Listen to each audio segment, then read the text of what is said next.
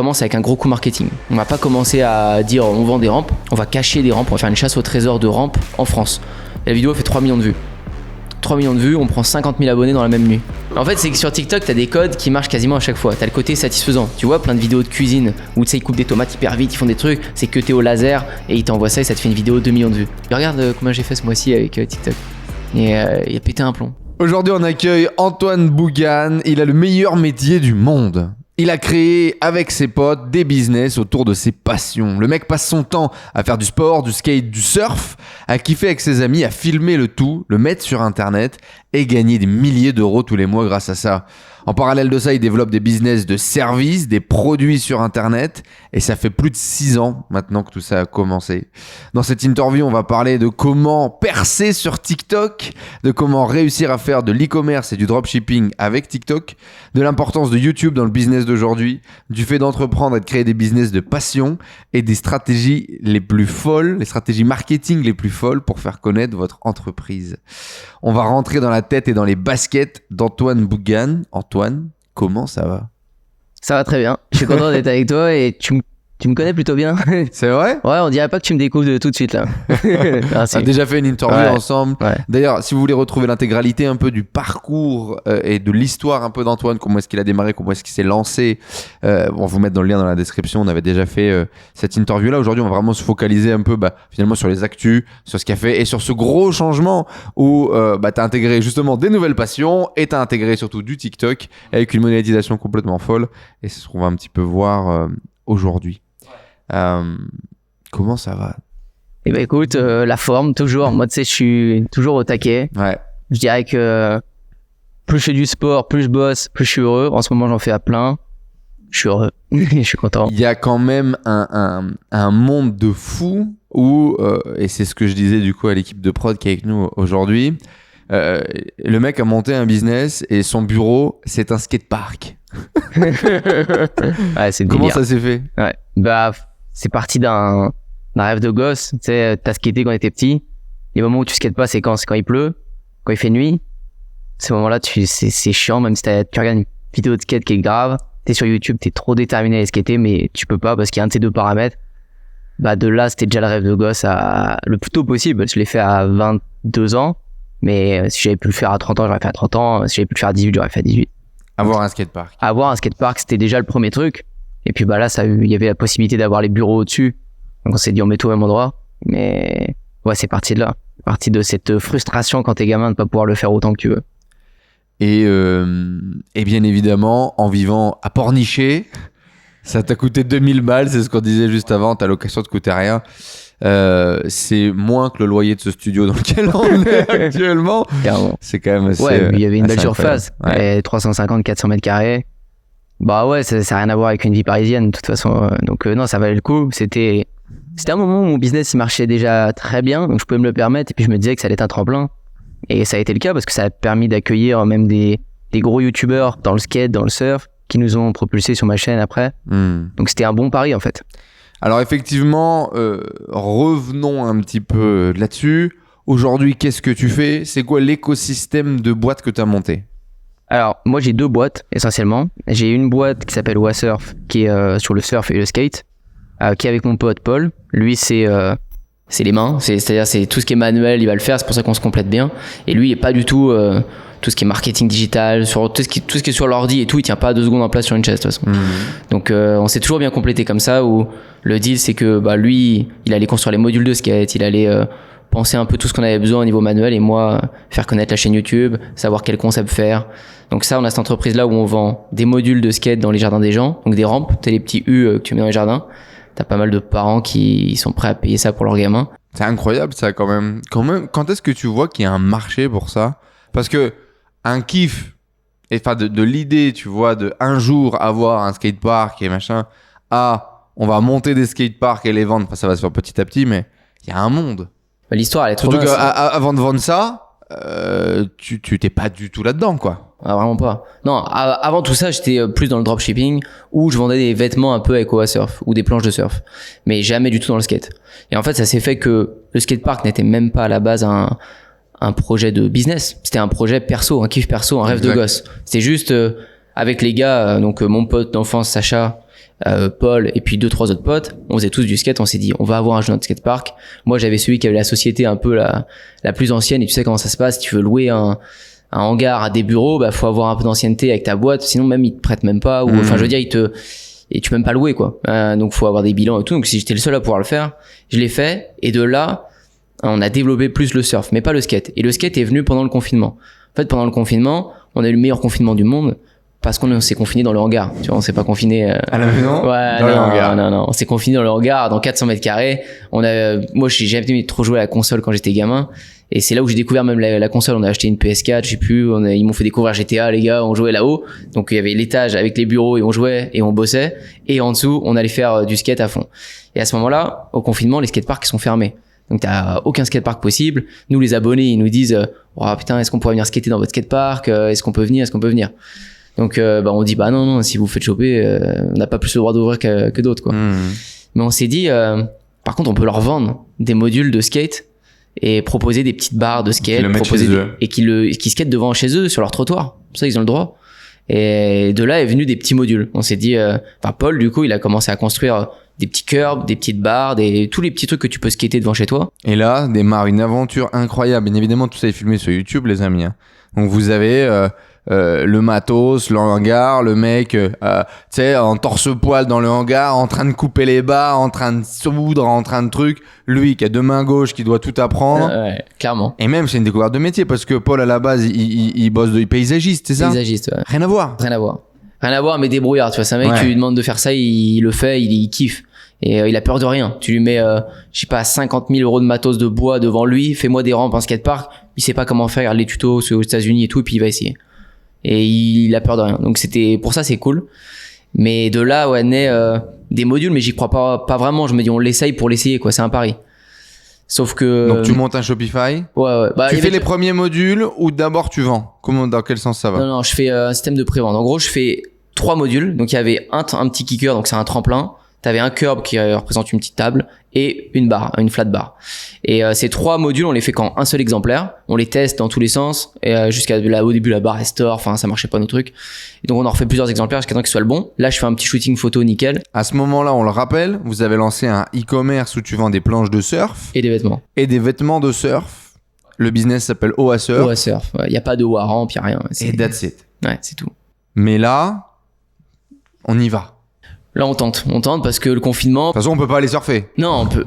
On avait une dérogation, je t'en parlerai après si tu veux. Toi, mais la majorité des gens ne peuvent pas. Ouais, clairement pas. Non, il y avait personne. Et de là, on se dit, on fait beaucoup plus de vues. Je sais pas si tu l'avais remarqué toi, mais nous sur les réseaux, pendant le confinement, on faisait plus de vues. Les vidéos, elles étaient à fond, tout le monde était sur leur tel en fait, et t'es coincé chez toi. Je me dis, c'est maintenant que jamais si je dois tenter un truc sur les réseaux, quoi.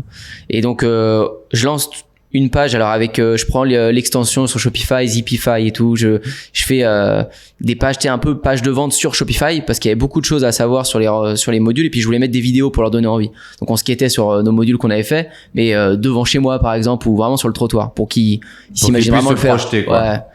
Et là on lance, on dit bon, on fait ce petit lancement, on leur dit dans 15 jours, il y a une offre qui sort. On fait vraiment un teasing et tout, on leur donne vraiment l'eau à la bouche. Et au moment où ça sort, on leur dit, on envoie tout à la base de données, on envoie des mails, etc. Et on leur dit, voilà, vous pouvez commander le module, mais vous allez le recevoir que 15 jours après chez vous. Vous avez tous 15% de réduction parce que c'est une prévente. Parce que c'était un test et on voulait pas en produire 30 ou 50 à l'avance. Je savais même pas si on allait en vendre. T'avais même pas le bois pour faire ça. Non, que dalle. Après, on avait nos fournisseurs de bois, vu qu'on avait déjà fait tout notre skatepark avant. Les fournisseurs ont été rodés à fond. Donc on savait qu'on pouvait. Donc vous aviez déjà l'XP de vos propres trucs. Ouais, carrément. Ouais, parce qu'on l'avait fait. Et au moment où on lance, je m'en souviens très bien, c'était en plein mois d'août. On lance le truc et là ça cartonne, ça part vraiment très très fort. On vend plus 110 bars au moins direct dans. Je suis vraiment les bars, pas le tremplin il me marchait pas, le petit cœur par terre il marchait pas, que les bars, un seul produit. Parce que la barre, tu te projettes, tu la mets devant chez toi. C'est léger, et tu vois. grindes. Je pense que les gens disaient que c'était léger. Et... On a tous fait une petite barre quand on était gosse. T'avais fait une petite barre quand j'avais une petite barre. Bien sûr. Moi, c'est mon père qui avait fait.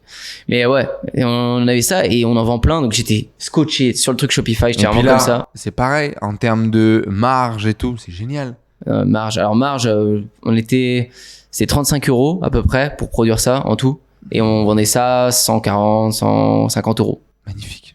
Un peu de shipping, le shipping va coûter cher, Il faut que ça arrive vite. Ouais, parce qu'on faisait pas de kit. Tu vois, on vendait pas ça en kit, on vendait ça déjà fait. Vu que c'était beaucoup en plus de gens de notre région au début, on a un peu galéré pour le shipping avec les partenaires. Ouais, et puis les transporteurs. Donc on a essayé plein de transporteurs différents et tout. Puis il y en a un avec qui on a fait un bon partenariat, parce qu'il a vu qu'il y avait de la quantité. Mais non, en temps de production, Paul quand il était rodé, c'était 18 minutes, 20 minutes, une barre. Incroyable. Et donc après on a pris un soudeur. Donc le soudeur faisait ça à la chaîne. Donc non, c'était vraiment cool.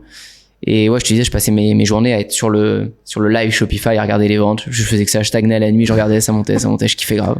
Et du coup, après, on a développé d'autres. Donc, un format XXL, un format démontable, un format en kit, un format que tu peux relever, descendre. C'est parti sur plein de délires. Jusqu'au moment où, on s'est dit, pourquoi on ferait pas une mini rampe dans les jardins, quoi. On peut carrément aller là-dessus parce que on commençait à avoir des demandes. Les gens, ils en parlaient. On s'est dit, bon, vas-y, on a fait une dans notre skatepark, c'est pas si dur. Par contre, c'est une autre type de clientèle, c'est minimum 3 000, 4 000 euros la rampe. Et on se disait pas vraiment qu'il allait y avoir beaucoup de demandes. On se disait, bon, je vois pas, il va y avoir 5-6 parents en France qui vont vouloir ça. Et on se dit, on commence avec un gros coup marketing.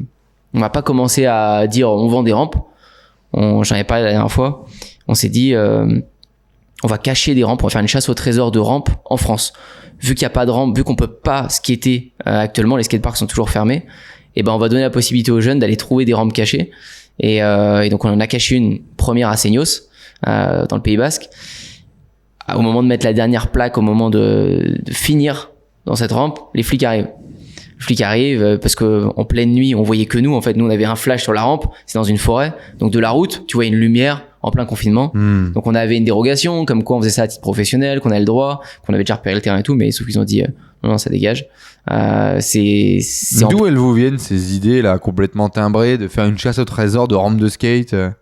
Bah franchement c'est moi qui ai eu cette idée et je sais même pas comment ça m'est venu, mais j'avais pas envie de lancer le produit. En fait on avait lancé tellement de produits, pour moi on avait lancé la barre, le curb, les machins, c'était un concours à lancer des produits vu que ça se vendait bien. Je me suis dit si on rajoute les rampes ça fait vraiment les gros goinfres et il y a pas de, on donne pas assez aux gens pour en recevoir. J'étais vraiment là-dedans et du coup je me dis ça va vraiment nous démarquer.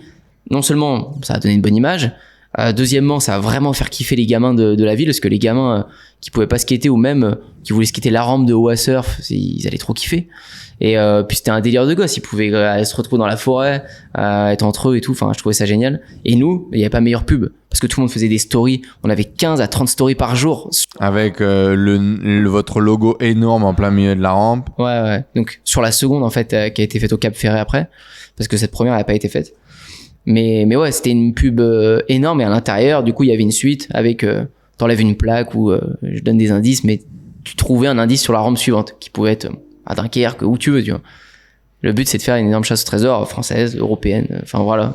Et on est loin de l'entrepreneur qui gagne des milliers d'euros sur Internet sans bosser beaucoup. Tu finis dans une forêt à 2h du matin avec une lampe frontale en train de mettre des plaques. Ouais. Ça vient d'où ça? Cette envie de se mettre dans des situations complètement timbrées et d'aller toujours plus loin, quoi, finalement. Tu sais, je pense que c'est un engrenage. En ce moment, je regardais pas mal, je m'intéressais à l'écosystème de MrBeast. Je regarde un peu, c'est énorme, tu vois. Il y a pas beaucoup de Français en plus, j'ai l'impression qu'ils kiffent MrBeast, que c'est trop décalé de la France. C'est au niveau, c'est toujours de la thune, ça gravite autour de la thune, puis c'est trop extrême. Mais en tout cas, je regardais, je me disais, mais comment ce mec, il est arrivé là, tu vois, à échelle, c'est une autre échelle, ça n'a rien à voir avec moi. Mais comment il en est arrivé là? Et au final, on le voit, il a des vidéos où il dit, je sais pas, il a 8000 abonnés ou 10 000 abonnés, il dit, ouais, un jour, si vous voyez cette vidéo, je suis sûr j'aurai 1 million d'abonnés. Incroyable cette vidéo-là. Je l'adore. Ça montre. Et si j'ai pas, je me suis suicidé ou je sais pas quoi. Mais moi, quand je vois cette vidéo, je vois dans ses yeux, et je vois qu'il est déjà déterminé, enfin, qu'il sait qu'il va les avoir sur 1 million. Tu fais pas cette vidéo si t'es pas sûr que tu vas les avoir. Toi, tu l'as fait parce que tu sais très bien que elle va te servir. Ouais, et elle va te servir cette vidéo. Elle va être dingue. Elle l'a servi. Et moi, c'est pareil. En fait, je pense comme Biz, comme toi, comme tout le monde qui font de l'entrepreneuriat et qui avancent tout le temps, c'est que tu te rends même pas compte à quel point t'en es rendu à un moment. C'est que tu commences à faire un petit truc. Moi, ça a été le dropshipping. Ça marche. Je réinvestis. Je continue. Je pars dans OSR. Je pars dans d'autres trucs. Je vends des plans. Je vends des vêtements. Je vends des rampes. En fait, c'est un engrenage qui se fait tout seul. Rien que d'avoir le skatepark et tout. Et en fait, tu montes sans t'en rendre compte. Et tout ça, ça te paraît normal. Quand je suis dans la forêt, en train de faire ça, il y a aucun moment où je me dis il y a aucun questionnement. Non, il y a aucun moment où je me 4 dudes à 2h du matin dans la forêt, tout va bien. Aucune prise de conscience. C'est le plan, tout se passe nickel. Vas-y, continue Paul, mets tes plaques et ça cartonne. Et ça cartonne. Mais je peux même des pas millions de vues. Ouais, alors non, celle-ci a fait des centaines de milliers de vues, la vidéo, et ce qui est déjà énorme, c'est dans nos vidéos les plus vues sur Wassurf à ce moment-là, et plein d'extraits après qu'on met sur TikTok, ça se fait relayer, je te dis, il y a beaucoup de stories, j'ai l'impression que les stories ont joué énormément, le bouche à oreille en fait c'est fait tout seul, et puis ça a créé un mouvement en fait, les gens devaient trouver la rampe au Wassurf quoi. Incroyable. Donc il y a même des mecs, il y a un mec il est parti des Landes en sac à dos, à pied, il est remonté jusqu'au Cap Ferret pour trouver la rampe, il a dit je sais qu'elle est dans cette forêt, je reconnais les pins, je vais la trouver. Je reconnais les pins. Un puriste. Avant de parler justement des phases de développement de la boîte, parce qu'après vous avez chopé des contrats communaux pour aller faire des vrais skateparks et tout. Ouais. Bref, on est parti encore dans un autre délire. Il y a un truc important là-dedans, c'est faire des vues sur les réseaux sociaux. C'est comprendre les clés du buzz, c'est t'amuser avec les réseaux. Tu découvres les réseaux avec le drop à la base, avec YouTube, Insta. Et tu te mets vraiment dans ce délire de passion, dans ce délire de comprendre, dans ce délire de création. Aujourd'hui, tu passes une grosse partie de ton temps à créer du contenu, ou à étudier comment créer du contenu, ou les prochains contenus, les trucs, les machins. La majorité. Partage-nous un peu ça, cette passion, voire un peu cette manie que tu développes sur les réseaux sociaux, et les vidéos les plus loufoques que tu vas te retrouver à faire. J'ai commencé comme toi, hein, j'ai commencé avec les pubs. J'ai pas connu, moi, le mot organique au début, ça me parlait pas trop. Je savais pas, il fallait faire des vidéos YouTube. Je me rendais même pas compte, en fait, que ceux à qui j'achetais des formations et des produits, ils faisaient des vidéos YouTube. Tu vois, alors que c'était sous mes yeux. Mais au moment où on a commencé, en 2017 à peu près, on parlait quand même beaucoup plus de pub Facebook. Et donc, j'ai commencé par ça. J'ai dépensé mes plus grosses dépenses de ma vie. La première année, je dépensais plus de 100 000 € en pub Facebook à tester des produits, à faire du drop parce que c'était un bon engrenage, hein, ça me rapportait. Mais il y avait que la pub. Et avec le temps, j'ai beaucoup regardé Gary Vee, et c'est lui qui m'a vraiment tourné vers le contenu. J'étais allé le voir en conférence à Dallas, j'étais vraiment investi sur lui. Gary Vee, tu vois, pour la parenthèse, je pense que c'est un mec t'en as besoin pour 6 mois, j'ai l'impression, tout le temps. Les mecs souvent ils le regardent pendant 3 mois, 6 mois. Aujourd'hui je le regarde plus du tout, alors que j'en parlais grave avant. Mais il donne une dose de motivation, c'est sûr, il te montre plein de trucs. 2017 ça? Ouais, 2017, 2018. Ouais. Je suis en Thaïlande, je vis à l'hôtel ou dans un Airbnb, et je passe mes journées avec lui, je crois. Ouais, je passe mes journées avec Gary Vee, pause bouffe et tout. Et cette vision long terme, cette vision contenu, c'est le moment où il sort son bouquin sur le content là. Oui, Crush It. Ouais, c'est ça. Ouais. Incroyable. Et ouais, j'avais vraiment l'impression que c'était le messie, quoi. Ouais, en fait, il m'a cassé les croyances de quand j'ai commencé, et je pense que c'est ça pour beaucoup de gens, c'est il faut que ça marche dans les 2-3 prochaines semaines, et c'est là où la pub elle est sexy. Si tu te dis j'ai un produit, je le mets sur ma boutique, je teste la pub, après-demain, je sais normalement si je vais être riche ou pas, tu vois. Si c'est ça, moi j'étais comme ça, hein, dès que j'ai commencé. Et donc t'as plein de désillusions, tu te dis putain ça marche pas comme ça et tout. Et lui il m'a bien mis dans le bon chemin parce que il disait plein de phrases, il disait déjà pars du principe, tu commences ta boîte, dans les 7 prochaines années qui vont arriver t'auras rien de bien, déjà pars là-dedans. Et du coup j'étais non mais en un an j'ai vu lui il est millionnaire. Moi je pensais que j'allais devenir millionnaire. Lui en moins d'un an non il a fait mieux et tout. Mais tu sais il dit non t'en fous, hein, je m'en fous de ce que tu penses, pense déjà comme ça on est sûr que dans les 7 prochaines années tu me fais pas chier et tu bosses. Et c'est là que ça m'a changé. Et puis après il a parlé beaucoup de contenu, il a dit la base c'est le contenu, ton contenu à faire que monter, une vidéo qui est posée elle prend à vie, aussi peu de vues qu'elle veut prendre elle prend à vie, elle va pas perdre des vues, t'en poses une, t'en poses 10, t'en poses 1000.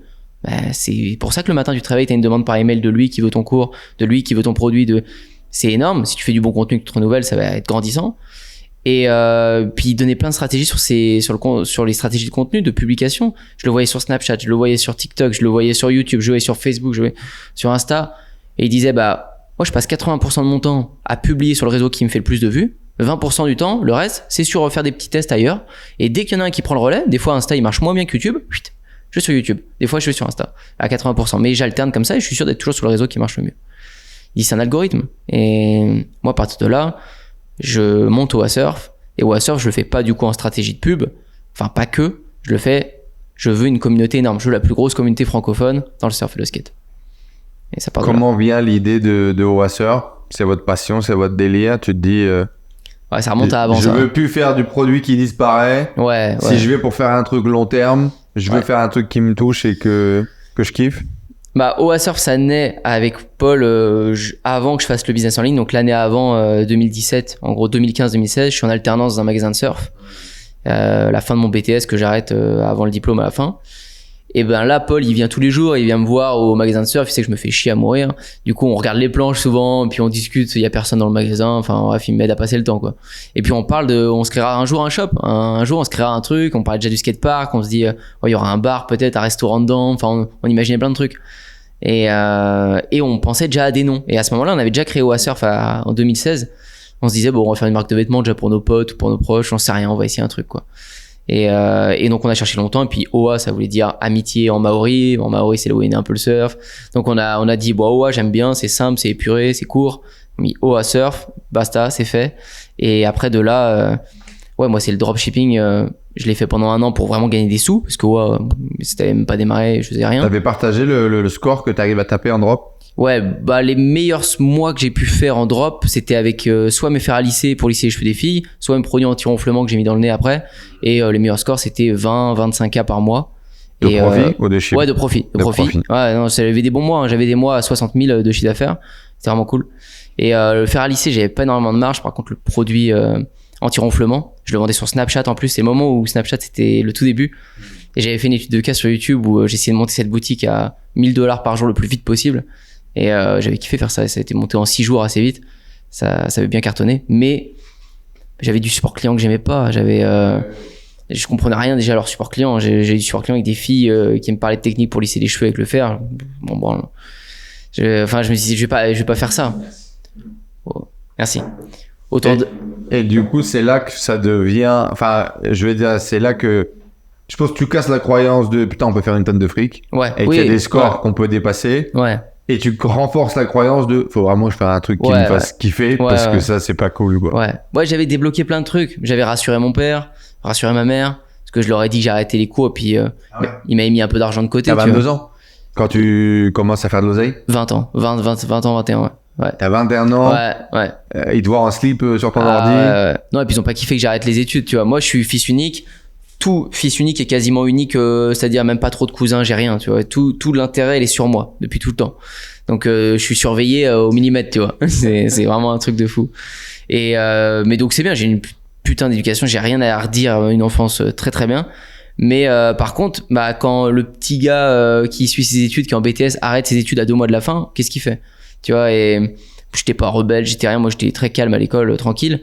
Mais ce petit déclic, il a perturbé un peu, et puis du coup je me suis dit putain, il faut que je leur montre qu'ils peuvent avoir confiance en moi. Mon père il disait t'as mis un peu de sous de côté, j'avais quelques milliers d'euros de côté, mais ils étaient en train de partir en fumée dans les pubs ads, tu vois. J'étais en train de mettre du Facebook ads partout, mais bon, c'était mon argent, j'ai plus de 18 ans, j'aurais l'utiliser.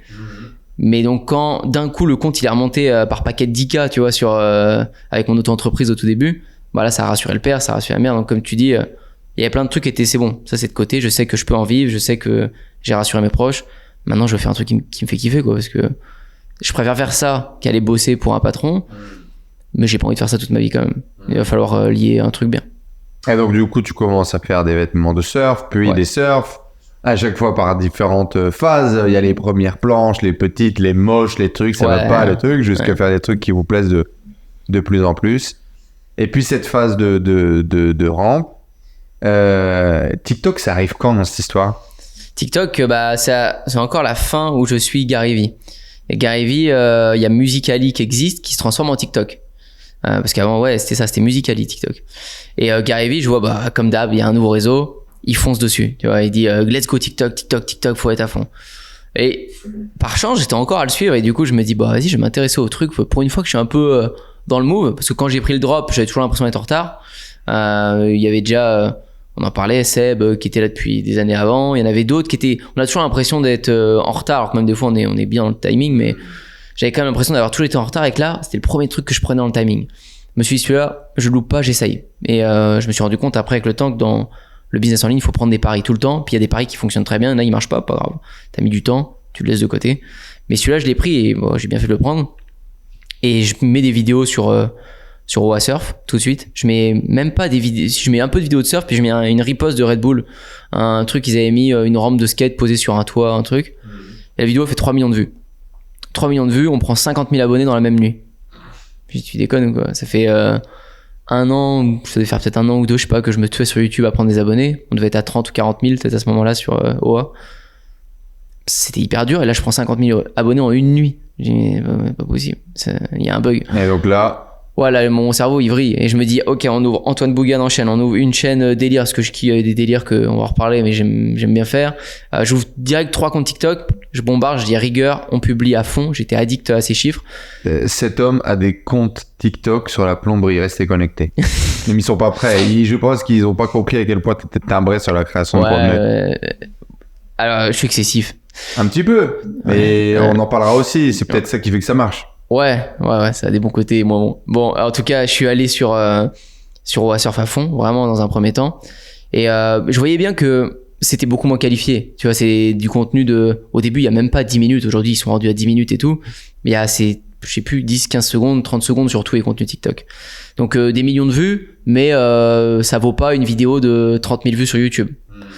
Par contre, c'est une grosse locomotive. Je vois pour mes vues YouTube, sur 3 millions de vues, je vois que je fais 10 000 vues, 20 000 vues de plus sur mes vidéos YouTube. Je dis, oh putain, c'est vraiment un accélérateur parce que la difficulté pour faire des millions de vues, elle est moindre. Hein. Sur TikTok, c'était très simple. Donc, c'est là où je me mets une rigueur. Je fais Antoine aussi un deuxième compte un peu business. Puis en fait, je fais plein de tests. Je mets du skate, puis je fais des blagues. Puis c'est vraiment mon centre de test, mon compte Antoine. Et là, je commence à documenter pareil sur ma chaîne business. Je dis, putain, les gars, j'ai trouvé un truc. Donc, en parallèle de ça, ouais, t'as une chaîne business sur laquelle tu partages justement tous tes tests, toutes tes stratégies, tous tes trucs. Et d'ailleurs, parenthèse rapide par rapport à ça, t'as une relation, je connais pas d'autres gars en mode infopreneur sur YouTube qui ont, j'ai l'impression, ce type de... Il y a des commentaires sous tes vidéos qui sont prenants. Oui. Genre les gens, ils sont à fond. Vraiment. J'ai l'impression qu'ils sont vraiment avec toi depuis des années, qui kiffent, qui te remercient, qui truc. Ouais. J'en ai quelques-uns. Ouais. T'en as beaucoup.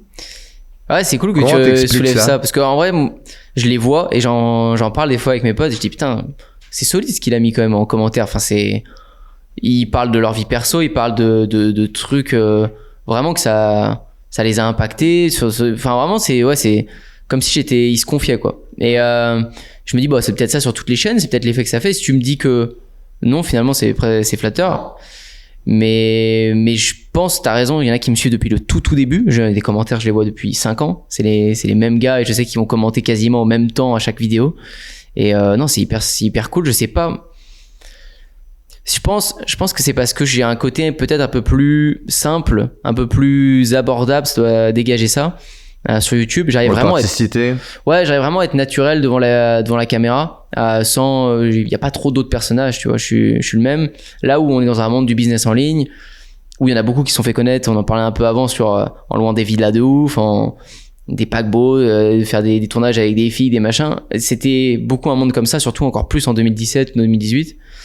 Et moi je suis arrivé comme ça avec ma gueule, ma passion du surf, du skate, avec des plaisirs simples et plutôt avec un discours en disant ouais, je peux gagner beaucoup d'argent en ligne, ce qui est vrai, mais je le mets pas dans du bling bling, je le mets pas dans du paraître pour vous en vendre plus, je le mets dans mes passions qui sont avoir plus de planches de surf, me payer des voyages quand j'en ai envie, d'avoir des super beaux hôtels pour être devant la meilleure vague, qui normalement ça n'a pas de prix, ça coûte très cher tout ça, mais ça se voit moins et finalement ça a parlé aux gens et je pense que ça a créé un lien différent. Ouais, c'est cette personnalité que tu as réussi à faire retranscrire quoi, finalement à travers les contenus. Je pense. Parenthèse fermée, revenons à TikTok. Un truc peut-être que les gens ne voient pas ou n'imaginent pas, c'est le temps que ça prend. Ouais. Une vidéo d'1 minute, avoir la bonne idée, le bon tournage, la vidéo qui pète. Oui, c'est facile. Plus facile peut-être que sur d'autres plateformes, mais c'est un job en fait. C'est un job. Dans tous les cas, c'est un job sur toutes les plateformes. TikTok reste quand même le plus accessible. Et oui, t'as des comptes TikTok où ça va prendre du temps. Faut quand même que dans ta routine, dans ta vie, tu te dises je supprime ça, c'est du temps pour TikTok. Dans tous les cas, il va falloir faire des sacrifices. Plus petits que pour YouTube, je pense, mais quand même en faire. Et après, il y a tout type de comptes. J'ai créé un compte récemment sur le badminton. Je me montre pas, c'était un délire et que j'adore. Hein. Finalement, c'était juste un délire d'un mois, mais je vais le garder parce qu'il rapporte ce petit compte. On parlera des chiffres après, ouais. C'est vraiment cool. Mais typiquement, je dégaine mon téléphone, je prends mon téléphone, je prends Stel, je fais ça. Il y a mes raquettes au milieu. Je filme, je dis une connerie, je suis en train de faire des fois un peu d'ASMR où je coupe un cordage. Vraiment, je filme comme ça. Depuis l'appli TikTok, je cut, je publie. terminé. Ça me prend littéralement 6 minutes. Et Que c'est parce que tu consommes du TikTok en permanence, que tu as formaté ton esprit pour avoir les bonnes idées, les trucs, les machins? ouais, j'ai beaucoup cherché sur TikTok pourquoi les vidéos elles perçaient, parce qu'il y a vraiment des trucs fous. T'as une vidéo qui quasiment semblable va faire 3000 vues, à côté d'une autre qui va faire 3 millions de vues. Mais en fait, je dis toujours sur TikTok, c'est une sorte de curseur. Tu mets un mot avant un autre, tu vas buzzer, et l'autre non, parce que le temps d'attention il est même pas de 5 secondes, il est de 2 secondes, 1 seconde et demie, je pense. Ouais, ça va catcher les gens tout de suite. Les gens ils sont dans leur lit, ils sont en train de scroller, et si tu l'interpelles pas dès le début, c'est mort. Si tu dis bonjour, comment tu vas, c'est fini, t'existes plus. C'est quoi les vidéos les plus loufoques que tu fais? Les plus folles sur le compte de Bad. Sur tous les comptes. Tes vidéos où tu t'es retrouvé à faire des trucs sans queue ni tête et que ça a marché. Ouais, le Toi, Bad. d'ailleurs. Ouais. Compte de Bad, je suis parti tellement loin. Je suis parti juste au début à. En fait, j'ai des raquettes de badminton tous les jours parce que c'est devenu une grosse passion ces derniers Donc temps. déjà, c'est sûr, t'as fait une vidéo sur laquelle tu pètes des raquettes, Voilà. juste pour rigoler, déjà Ouais, ça c'était sûr. exactement. Genre tu pètes un gros câble et tu caches une raquette, non? Ouais, obligé. Ouais, il y en a plein et c'est devenu presque l'emblème de ce compte. C'est un mème. Ouais, c'est un même. C'est en fait, il y a trop de trucs Faut qu'on mette satisfaisants. ça un peu d'une façon ou d'une autre là sur le podcast. Ça va trop loin. En fait, c'est que sur TikTok, t'as des codes qui marchent quasiment à chaque fois. T'as le côté satisfaisant. Tu vois, plein de vidéos de cuisine où tu sais, ils coupent des tomates hyper vite, ils font des trucs. C'est que t'es au laser et ils t'envoient ça et ça te fait une vidéo 2 millions de vues. Le même mec à côté va la mettre un rythme 2 fois plus lent, il va pas faire de vues. Tu vois. Oh, j'ai vu un truc aussi. Les mecs coupent les vidéos en deux. T'as la vidéo de contenu en haut et en bas des trucs satisfaisants. Des ripostes de Squeezie ou de je sais pas qui. Ouais. Mais oui, Ça parce- marche ça aussi? Oui, c'est dans la même dynamique que les sous-titres. On est à l'ère des sous-titres qui pètent de partout, feu d'artifice, là. Et pourquoi? Parce que c'est hypnotisant sur l'œil. En fait, on veut presque te contrôler. Et donc Tu- on te met le truc satisfaisant pour t'hypnotiser Ouais. et le contenu au-dessus. Exactement. Limite, t'es en bas, tu sais même pas ce que la vidéo du dessus t'a dit. Mais pourquoi ils font ça? Parce que TikTok, c'est le seul réseau qui rémunère pour les vues comme ça. YouTube le fait aussi, sauf que c'est plus dur d'accès. TikTok, c'est facile d'accès. Donc, quand tu comprends que tu t'es payé 3000 euros, 2000 euros pour faire 3 millions de vues, admettons, bah, les mecs, ils vont dans la rue proposer une pizza et puis ils disent tiens, tu manges cette pizza en 3 minutes, je te file 300 balles. Ou 500 balles. Mais ils vont donner les 500 balles au gars, vraiment, parce que la vidéo va faire 10 millions de vues, c'est trop interactif. Et du coup, lui, il gagne 10 000 balles sur la vidéo et il a donné 500 balles dans la rue, tu vois. Donc, on est sur une ère de fou sur TikTok. Et donc, moi, quand j'ai compris ça, je dis, mais je vais faire n'importe quoi sur le compte de Bad. Je vais me faire des thunes, je vais faire des études de cas sur ma chaîne de marketing, on va tenter des trucs, on va s'amuser. Donc là, je commence avec mes raquettes à faire des trucs soft, je suis pas trop libéré, ça fait 10 000 vues, ça marche pas trop.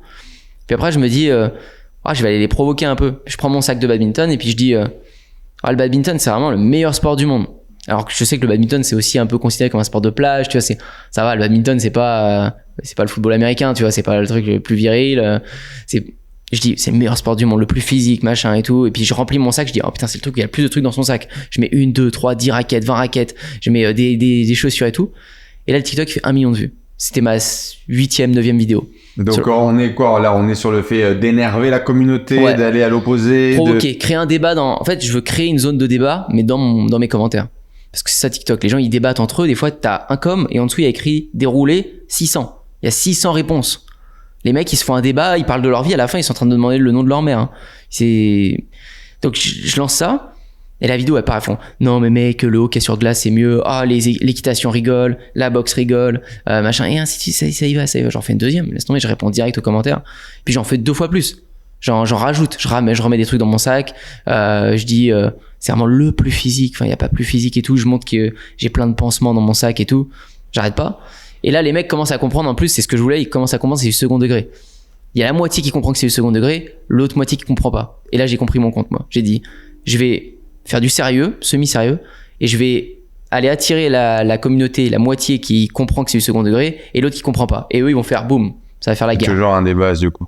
Toujours. Et dès que ma vidéo buzz pas, c'est parce que je l'ai mal fait. Si Que j'ai t'as pas assez fait de second degré. si j'ai trop fait de second degré, ça marche pas. Tout le monde a capté. Si j'en ai pas fait assez, ça marche pas. Donc le curseur, faut toujours que je le place bien. Waouh.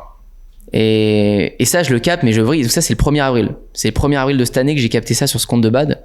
C'était un tournoi, on l'a créé. Le premier mois, sur le compte, on fait 8 000 euros.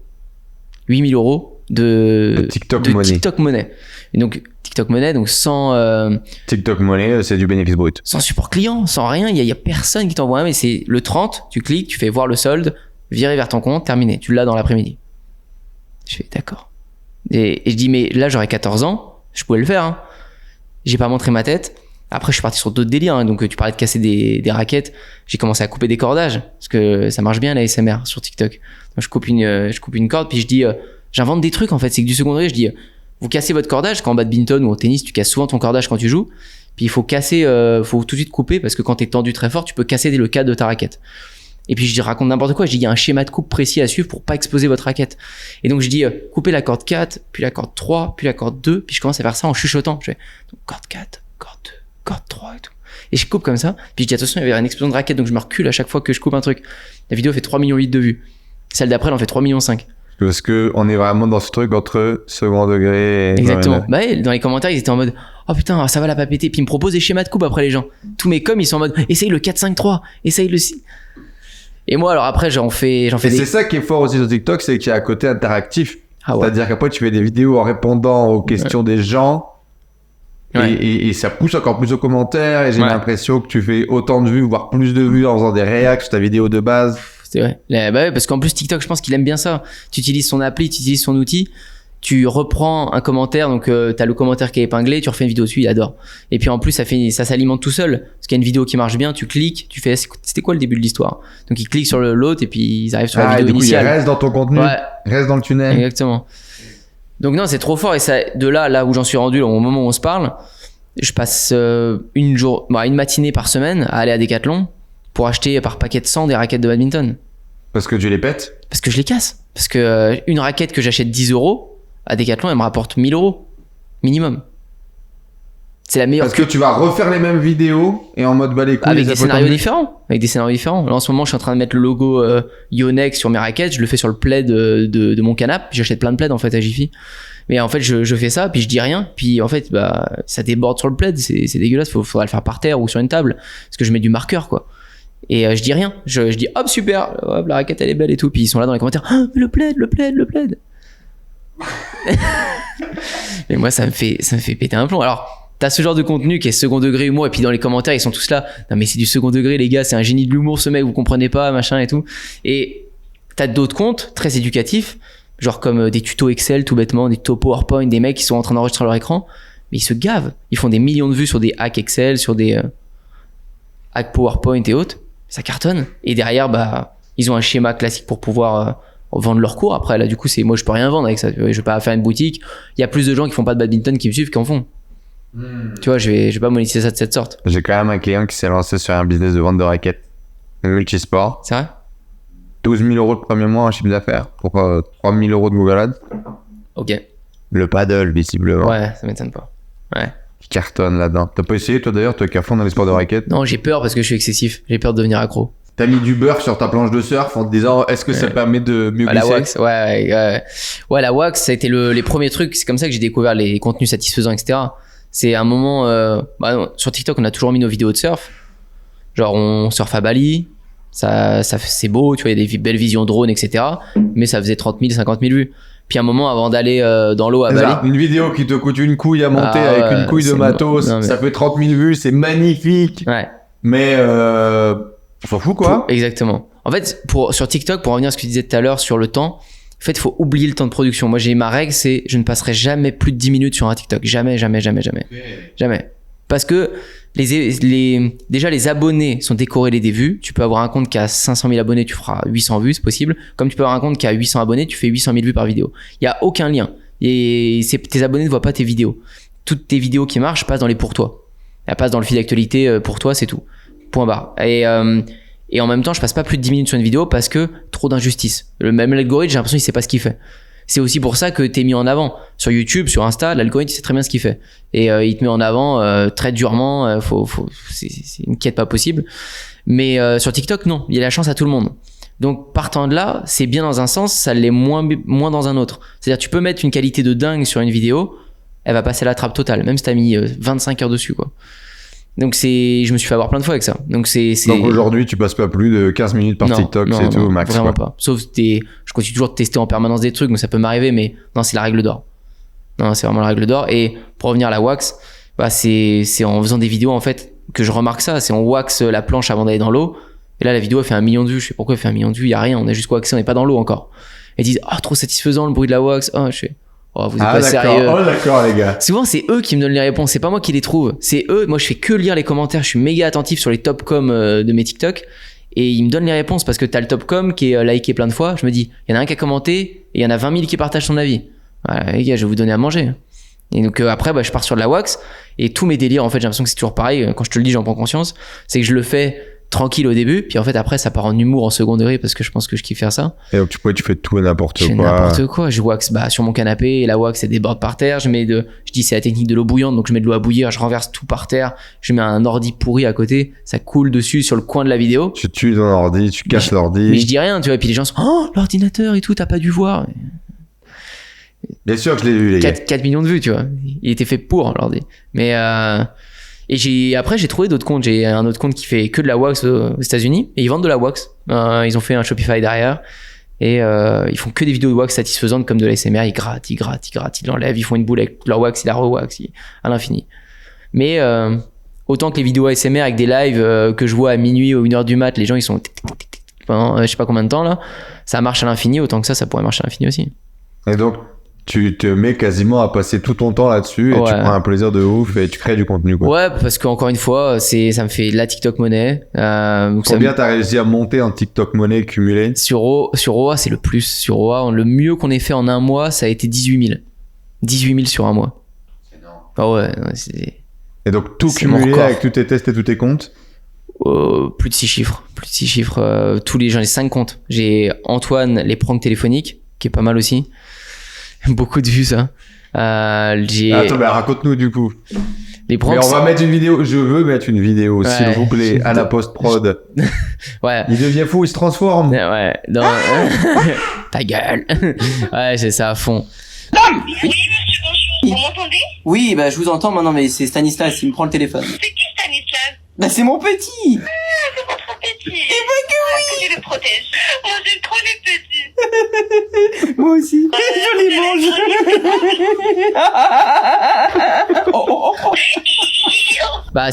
C'est les démarcheurs téléphoniques, tu vois, c'est parti de là depuis que je suis petit, mais avec ma mère, je décrochais les appels téléphoniques et je les envoyais chier. Tous ceux qui te démarchent et tout pour ça a évolué avec le temps. Et maintenant c'est les isolations à 1 euro, les CPF pour je sais pas quoi, il y en a plein. Et puis là je commençais à le faire. Il y a un moment, Paul il m'a filmé, il me dit putain j'en peux plus, je te filme, tu me fais trop rire. Et du coup il m'en filme un. Je dis trop bien, tu sais quoi, je viens de faire une vidéo, je viens de commencer le compte TikTok, je fais vas-y je la mets sur TikTok, ça va être marrant. Soit c'est à 100 000 vues la première, hein. Je dis ah ouais mais en fait ça marche. Puis j'en mets une autre 2 millions, puis 3 millions. J'ai fait plein de millions de vues, je suis passé dans la vidéo de Thibaut InShape avec ça et tout. Ah ouais? Il avait analysé les pranks. Ouais, sa vidéo elle fait genre je crois 12 ou 13 millions de vues sur son YouTube. Et il y a mon nom et tout, donc je prends 10 000 abonnés Instagram ce jour-là. J'ai pas compris. Ouais, parce qu'ils sont grave rigolés sur la vidéo, mais du coup je me suis dit c'est trop bien les pranks, et ça fait de la TikTok monnaie. Alors il y a plein de vidéos qui n'ont pas été monétisées, parce que la TikTok monnaie j'en parle bien maintenant, mais c'est sorti il y a même pas un an. C'est sorti, je veux dire que ce soit bien rémunéré, c'est sorti septembre dernier, donc septembre 2022.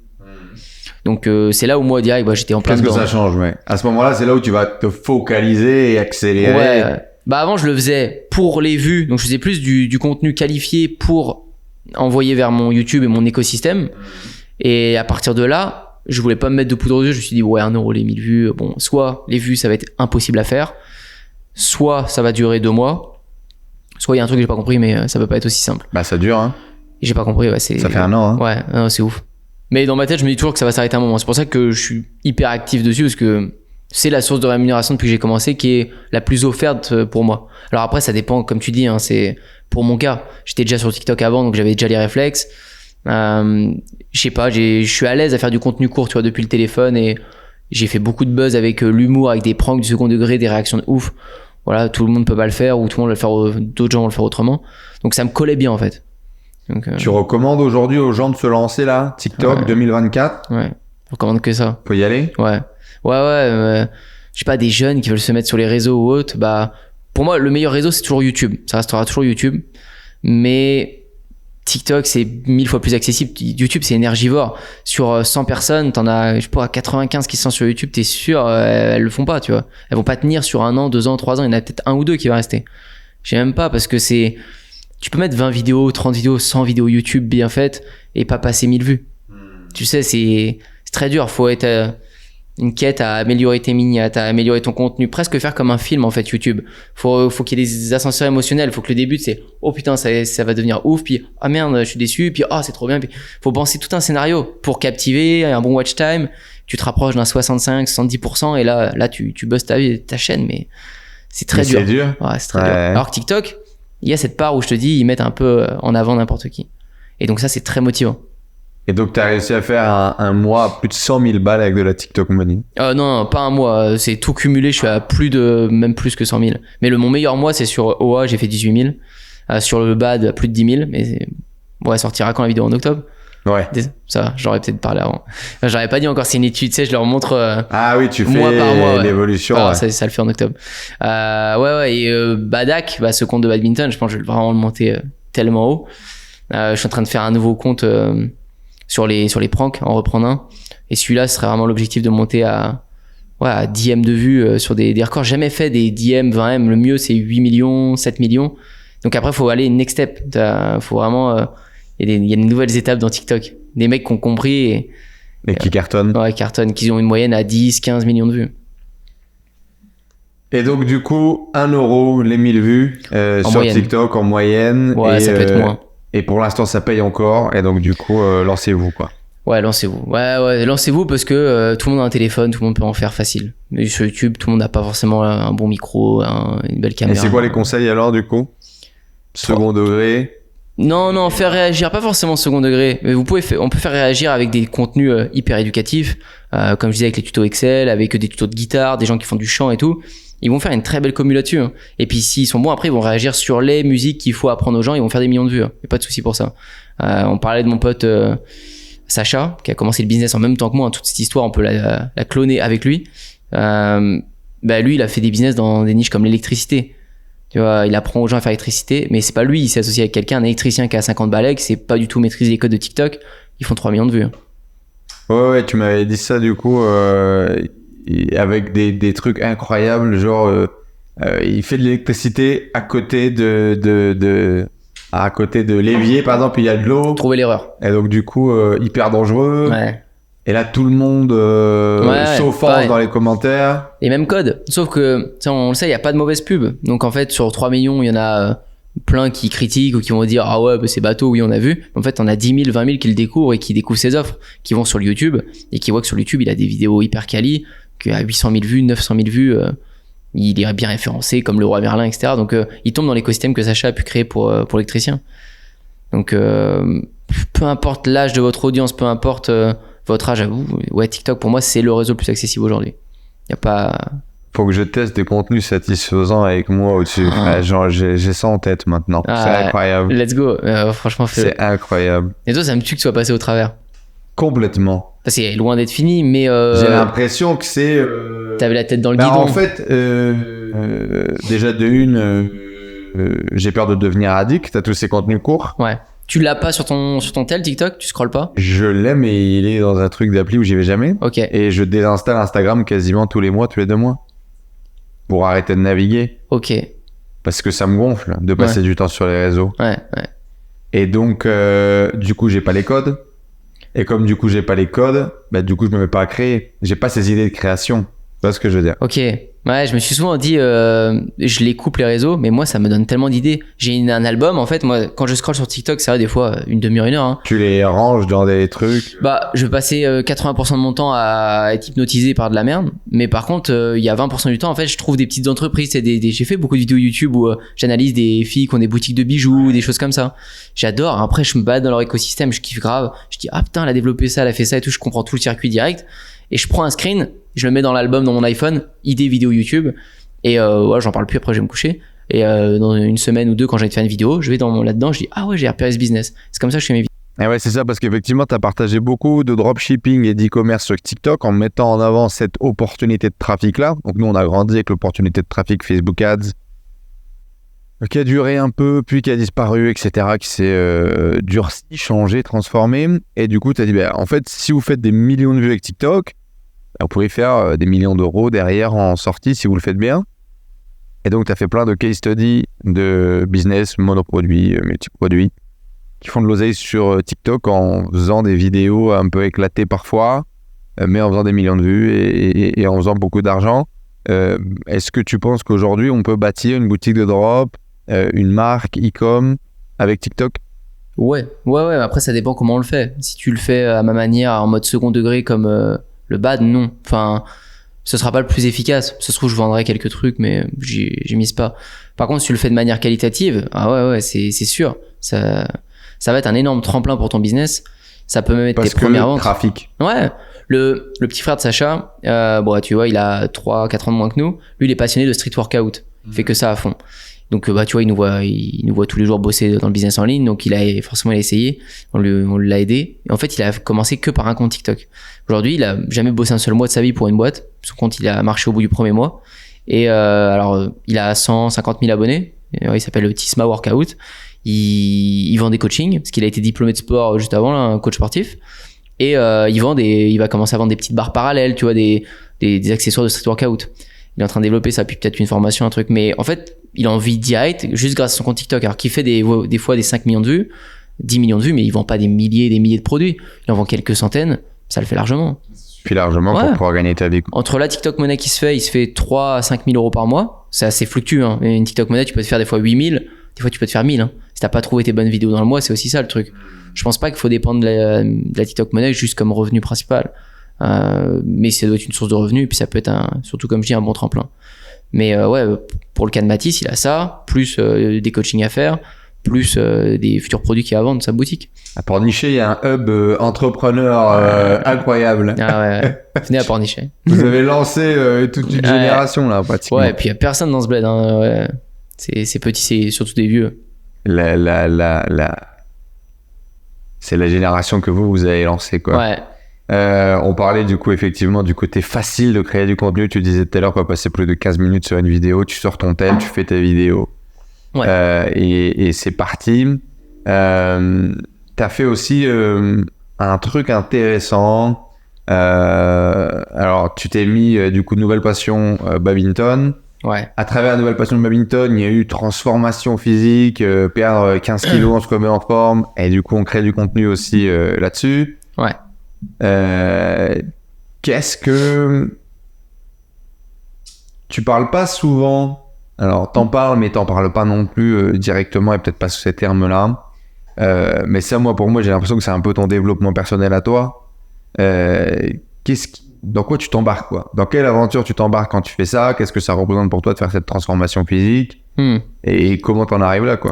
Ouais, c'est parce que c'est un truc plus personnel. C'est plus, faut pas vraiment l'intérêt de le raconter sur ma chaîne, mais j'ai toujours lutté en fait contre mon corps, moi. Tu sais, j'ai toujours avec mes potes, Sacha et tout, il est pas de ma famille, je leur dis, et j'ai la famille des gros. Tu vois, ceux qui prennent du poids, tu vois, qui peuvent pas bouffer ce qu'ils veulent. Et moi, je fais partie de ça. Et quand j'étais gamin, tout le temps, en fait, je kiffe trop bouffer du chocolat, j'adore trop manger et je prends vite.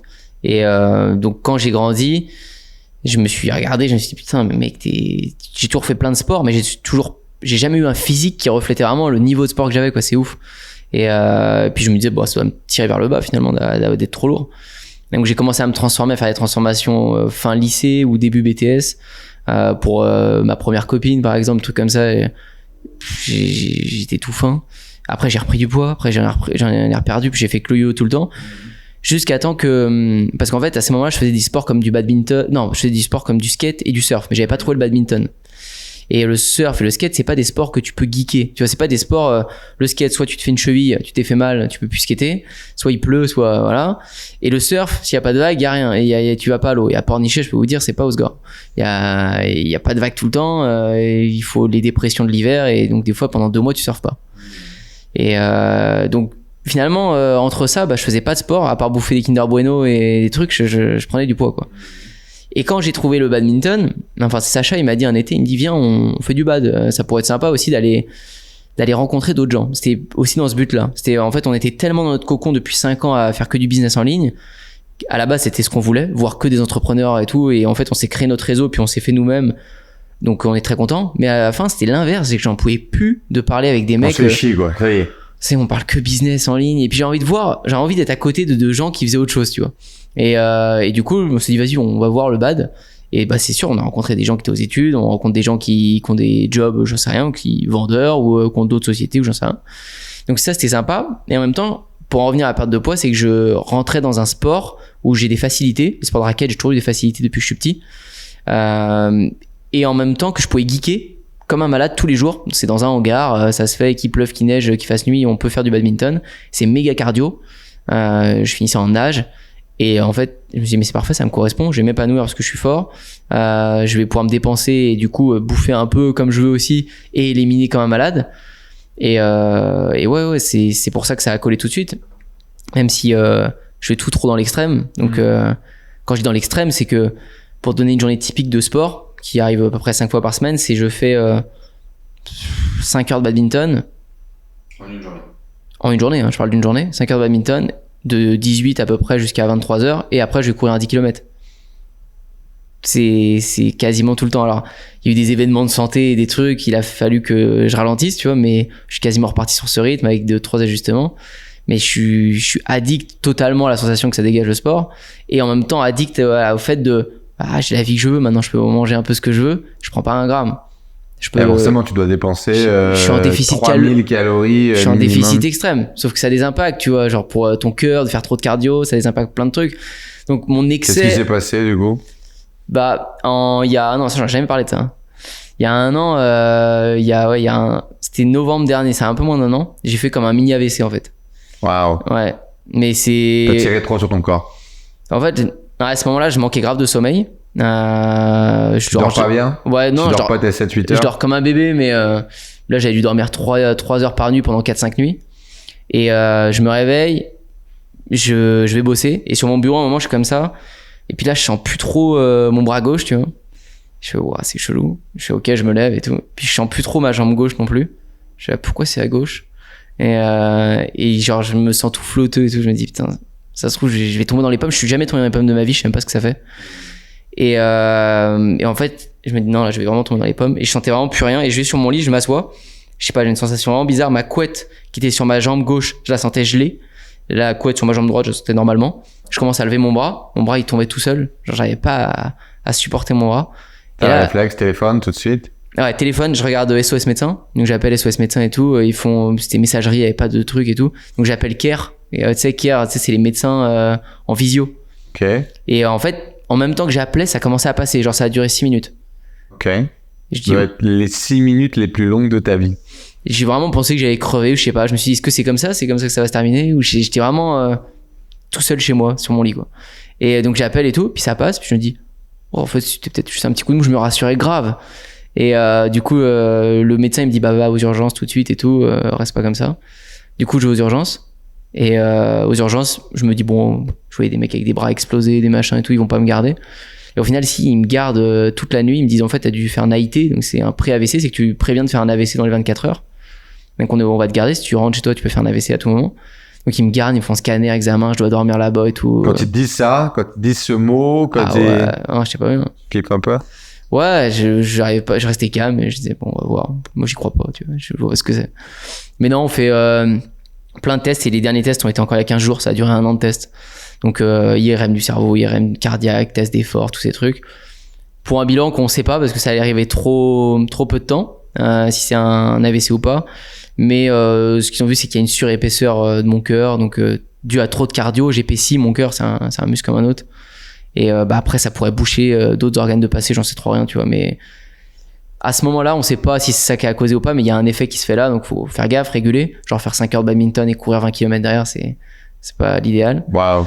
Mais comme je suis trop extrême, moi, tant que tu me mets pas une limite, je pousse. Que ce soit sur le compte TikTok, avec de l'humour, et je vais aller jusqu'à l'infini, jusqu'à temps de faire 15 millions de vues, comme dans des trucs qui peuvent être plus néfastes, hein, comme du sport. Hein. Le sport, oui, c'est bien, mais... Ou comme le boulot, ou comme n'importe quelle addiction qu'on pourrait avoir, quoi. Mais moi, je suis heureux dans l'excès. Et pourtant, mon père dit toujours l'inverse. Il dit tout excès est mauvais depuis que je suis petit. Et moi, je dis que les excès me rendent heureux. Et... Je suis pas heureux si je le fais pas avec excès. Tes excès t'ont poussé à quoi dans le négatif? Quel truc mauvais? Franchement, pas grand chose. Tu vois, je suis jamais tombé drogue, alcool, etc. Rien. Jamais mis les pieds là-dedans? Non, que dalle. Non, les relations aux autres? Addict aux émotions des autres, addict à des choses un peu négatives, des gens, un truc. Non, je suis pas du tout là-dedans. Je suis très solitaire. Alors, je peux être addict à me retrouver seul très souvent. Je peux partir voyager tout seul, me couper.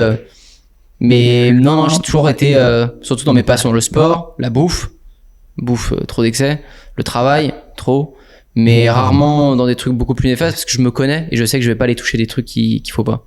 Ok. Alors du coup, en parlant de ça, tiens, on a de la bouffe.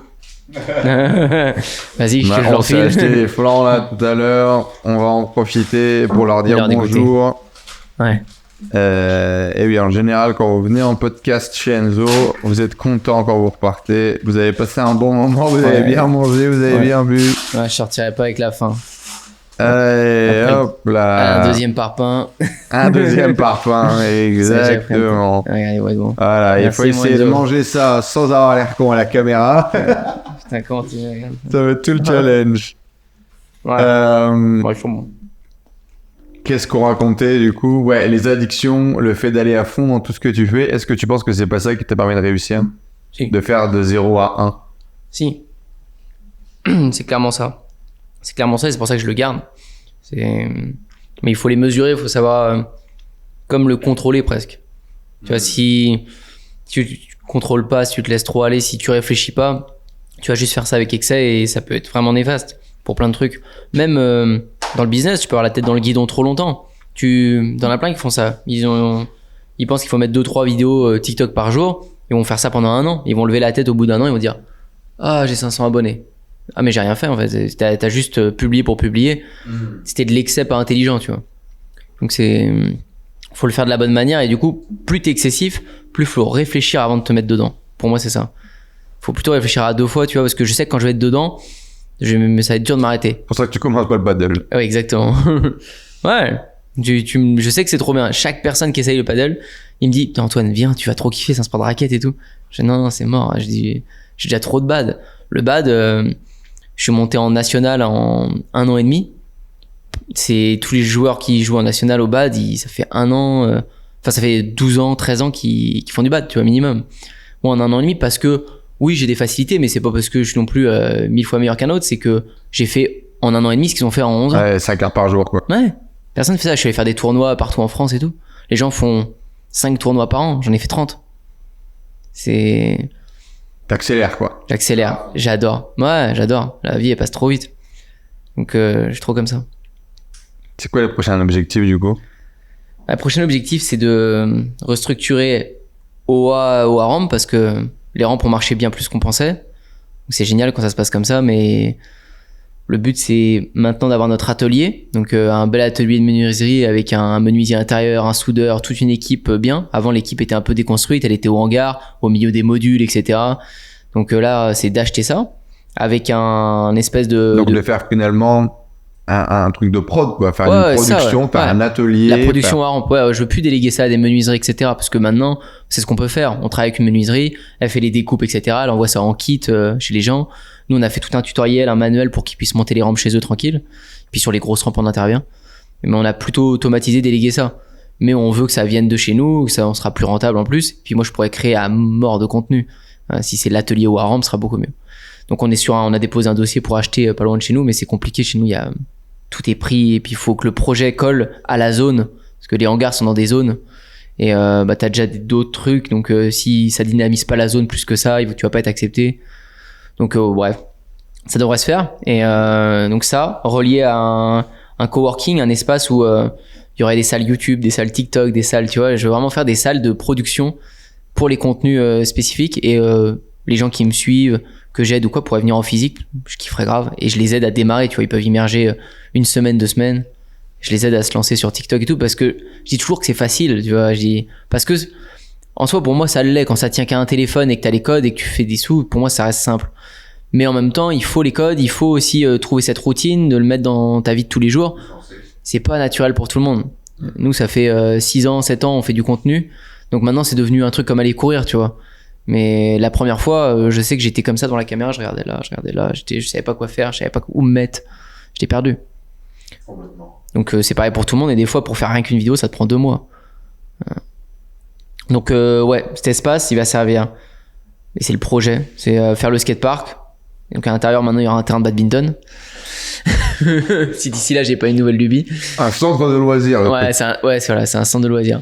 Et ouais, parce que tous les gars, on passe notre vie à faire du sport, à kiffer entre nous. Nous, la vie, c'est ça.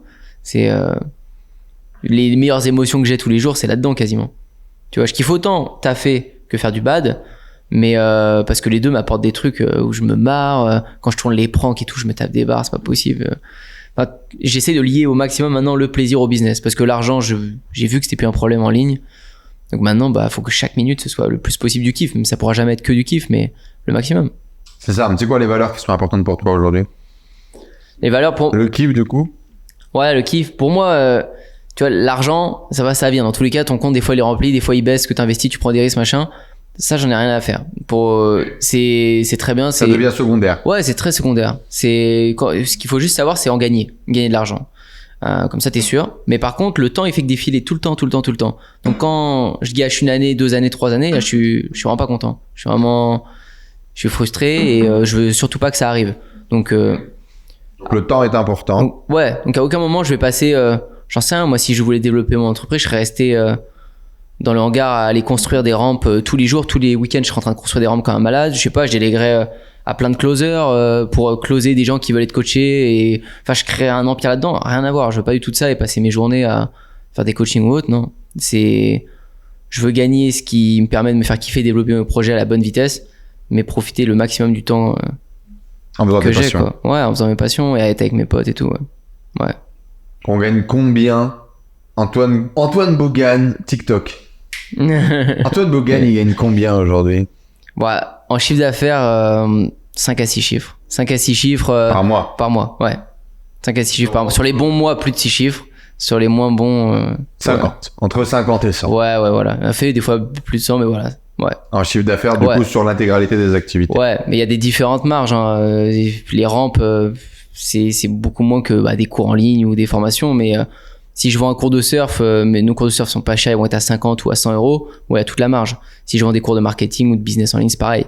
Mais si je vends une rampe de skate à 5000, j'ai 2000 de marge, 2500 de marge. Après, il y a des gros projets. On avait parlé un peu la dernière fois pour les villes, les municipalités qui travaillent avec nous Donc maintenant. vous avez fait des skateparks pour les villes, ça Ouais. s'est tellement développé que c'est devenu sérieux à ce point-là. Ouais. Dans un skatepark pour une ville, il y a plein d'acteurs qui interviennent. Tu vas avoir les constructeurs, si c'est un constructeur plutôt en bois, si c'est un skatepark plutôt béton, etc. Là, dans les villes, on essaie de pas trop intervenir sur la construction parce que ça a vraiment été énergivore et pas forcément le plus rentable. Mais ça va être sur les plans. Les plans, vu que nous on a l'expertise, on va fournir les plans, on va les aider à tout designer, etc. On a le retour de notre communauté et tout, on peut faire des sondages en plus. Et là, on peut prendre un gros billet. Par exemple, ils ont une enveloppe de 500 000 euros. C'est de l'ingénierie, quoi. Ouais, voilà. Ils ont un billet à donner pour les designs, les plans qui vont être suivis. Et t'es payé par tranche. Vous Ouais. imaginez vendre des designs de Jamais. skatepark? Non, jamais. Mais non. Opportunité. Non, c'est ouf. Elle est venue, tu l'as saisie, quoi. Ouais. Bah oui, c'est des mails, c'est ce que je te disais. Tu poses des vidéos tout le temps. Et à un moment, un matin, t'as un mail. Ah, je vous ai vu là. T'as le directeur de marque, des fois comme Rip Curl, Oxbow ou autre, ils nous ont vus sur des vidéos de rampes qu'on cache. Parce que on a posé des billes partout. Et tu penses que justement, ça serait le kiff de pouvoir travailler avec des marques comme Rip Curl ou des marques comme ça qui sont des marques un peu emblématiques de même quand t'étais gosse, tu vois, c'était cool, quoi. Ouais. Oui, non. Le surf, c'est un monde que tu veux pas connaître. C'est un monde. C'est un monde de FDP? C'est un monde de mecs à la cool. C'est un monde de mecs qui fument des pets, qui sont trop détentes, qui prennent pas grand chose au sérieux, ils sont trop borderline. Et c'est rare, les entrepreneurs dans le surf, dans le monde de la glisse, qui font des gros trucs. Il y en a, il y a des grosses marques, mais souvent c'est la galère. C'est vraiment la galère. Je l'avais remarqué quand j'avais travaillé en magasin de surf dans mon alternance au début. Tout était à l'arrache, tous les fournisseurs. Je l'ai remarqué après. Il y a plein de grosses marques de surf qui s'écroulent parce qu'ils font n'importe. Donc non, je serais pas plus fan que ça de bosser pour un Rip Curl ou quelque chose comme ça, je sais pas. Je pense pas, je serais plus fan de développer plutôt ma marque et la piscine à vagues, ce genre Et de de faire ton truc, quoi. Ouais. Ouais, donc un de tes rêves ultimes, c'est un jour d'avoir une piscine Ouais. à vagues. Non mais grave. Ça vaut quoi, 4, 6? Ouais, tout dépend, mais entre 5 et 30 millions. Tout dépend ce que tu fais, comment la taille qu'elle a et tout, mais... Et donc, une de tes raisons de gagner beaucoup d'argent, c'est pour un jour mettre une piscine à vagues dans ton jardin. Bien sûr, je l'aurais. Alors, ouais, c'est sûr. Bah ouais, dans le jardin ou pour les potes, pareil, à côté Ouais, du bien hangar. sûr, dans le hangar. Ouais. Bah ouais, voilà, c'est le rêve ultime. Bah ouais, parce qu'il y a trop de monde qui surfe. C'est plus possible. Et puis même, tu peux partager ça avec tout le monde. Enfin, dans l'eau, on se voit même plus. Et on est 400 à surfer. Puis chez nous, il n'y a pas de vague. Le point, il est réglé. Il y a 400 surfeurs là dans ton bled? T'imagines même pas. Il y a un clapot qui arrive dans la baie. Tout le monde est là. Et ils sont, il y a les paddles. Il y a les surfeurs, il y a les kitesurfers, il y a les skimboarders, il y a les bodyboarders. C'est blindé, c'est noir de monde. Mais avant, j'y allais l'hiver à 6h du mat quand le sable était gelé et tout, tu vois, il y avait rien pour y aller, quoi. Tu te cailles, pas possible. T'es là, tu crelottes à mettre ta combinaison devant dans la voiture. On était 3 dans l'eau, magnifique. Aujourd'hui, on est quand même 300 dans l'eau. Même quand on Ça se change rien. gèle. Même en semaine, les gens ils travaillent plus. Et c'est pourquoi? Parce qu'il y a beaucoup de monde ou... Oui, il y a trop de monde. Il y a trop de monde dans l'eau parce qu'en fait, le monde est arrivé grâce au matos qui s'est bien développé. Les combinaisons, maintenant, tu sens plus rien. Tu peux être dans une eau à 0 degré, à 2 degrés, ce que tu veux, tu sens rien. C'est dur d'enfiler ta combi dans le froid, mais quand t'es dans l'eau, c'est fini. C'est terminé, t'as chaud. Mais oui, et puis en plus, tout le monde se pisse dans la combi, donc après, ils ont chaud. Ça tient le temps. Bien sûr. Hack pour TikTok, pisser dans la combi Ouais. quand il fait froid. C'est génial. Ça marche très bien. Mais ouais, donc... non, La ce serait bonne le rêve. stratégie. Mange ton flanc, vas-y, fais-toi plaisir. Ok, je défonce. Ouais, on va parler un peu de formation en ligne, tiens. Le marché de la formation en ligne. La formation, t'as commencé quand, toi? Les premières formations que t'as vendues? J'ai vendu un premier accompagnement fin 2016, donc Ok. dès le début. Quand je me lance sur Internet, le plan, c'est de faire des formations sur l'immobilier en association avec mon ancien patron Ok, qui vient d'acheter 1 million d'euros d'immobilier en région parisienne. ok. Et donc l'idée, c'est de partager son expérience et de gagner de l'argent sur ce modèle-là, décorer ton temps en automatique, blablabla. Hmm. Et également de faire des formations web marketing parce que c'est ce qu'on avait dans l'agence pour laquelle Ok. je travaillais. Donc, moi, je pars avec cette vision-là. On va faire des produits à 70%, on va vendre des produits à 1 000 euros et on va gagner une tonne en faisant des vidéos sur YouTube. Et la réalité, elle est tout autre. Je vais pas développer ce truc d'immobilier. En fait, le marketing, je démarre avec ça parce que je vends une formation en physique. C'est-à-dire que moi, je bosse à l'époque pour Celaneo, qui est une agence de création de sites internet et d'applications mobiles Ok. sur Paris. Et en fait, on a une cliente qui est en reconversion professionnelle. Et je lui ai dit, bah, elle a un projet de faire de l'éducation en ligne avec son mari qui fait des arts martiaux, du tai chi, des trucs, du machin. Je dis, bah, parfait, j'ai exactement ce qu'il vous faut, je sais le faire. Et à l'époque, j'avais acheté la formation de Cédric Anissette et je me dis, bah, on va appliquer sur leur marché, tu vois. Et je me prends pour un expert, quoi. Et je vends ça 7 000 euros, 8 000 euros. Ah ouais. Ah oui, parce qu'on est sur T'es des à l'aise budgets avec- qui sont financés par Ok. les sociétés. Ah, c'est chaud. Moi, à l'époque, je vendais des sites internet 15-20 000, 30 000, donc Oui. J'étais OK. Ok. J'ai aucune idée de ce que je fais, ni dans Ouais. quoi je m'embarque. Ouais. J'arrive avec un trépied éclaté, mon téléphone, on va filmer. Heureusement, je suis un peu à l'aise avec mon corps, avec mon truc, et j'ai pas trop peur de jouer. Et donc, du coup, je joue et j'essaie de leur transmettre le fait de jouer. Et puis, j'arrive à faire leur première vidéo YouTube, machin. Mais j'avais aucune idée de ce que je branlais à l'époque. Mais du coup, je me dis, si j'ai fait ça, oula, je suis capable de vendre des formations en ligne. Mais pas du tout, en fait. J'ai aucune autorité, j'y connais rien. Je suis très vite confronté à des trucs et je comprends pas pourquoi j'ai pas de trafic, pourquoi ça prend pas, pourquoi truc. Et puis c'est l'e-com. C'est l'e-com qui va prendre. C'est l'e-com qui va prendre. J'ai quand même ce projet de monter un incubateur de projets en ligne. Je comprends vite que mon problème, c'est que j'ai pas d'autorité et que les gens me font pas confiance.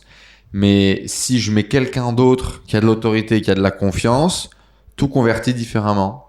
Je lance un projet qui s'appelle Poker Gagnant. Ok. Et là, j'applique l'intégralité des stratégies marketing qu'on apprend à l'époque et ça marche. Je fais des préventes à 97 balles, boum, sold out sur un email. Je vends la Des plus grosse upsells. formation à 200 balles, boum, sold out sur un email. Je dis, waouh, je fais 2500 leads sur la première semaine de lancement du projet.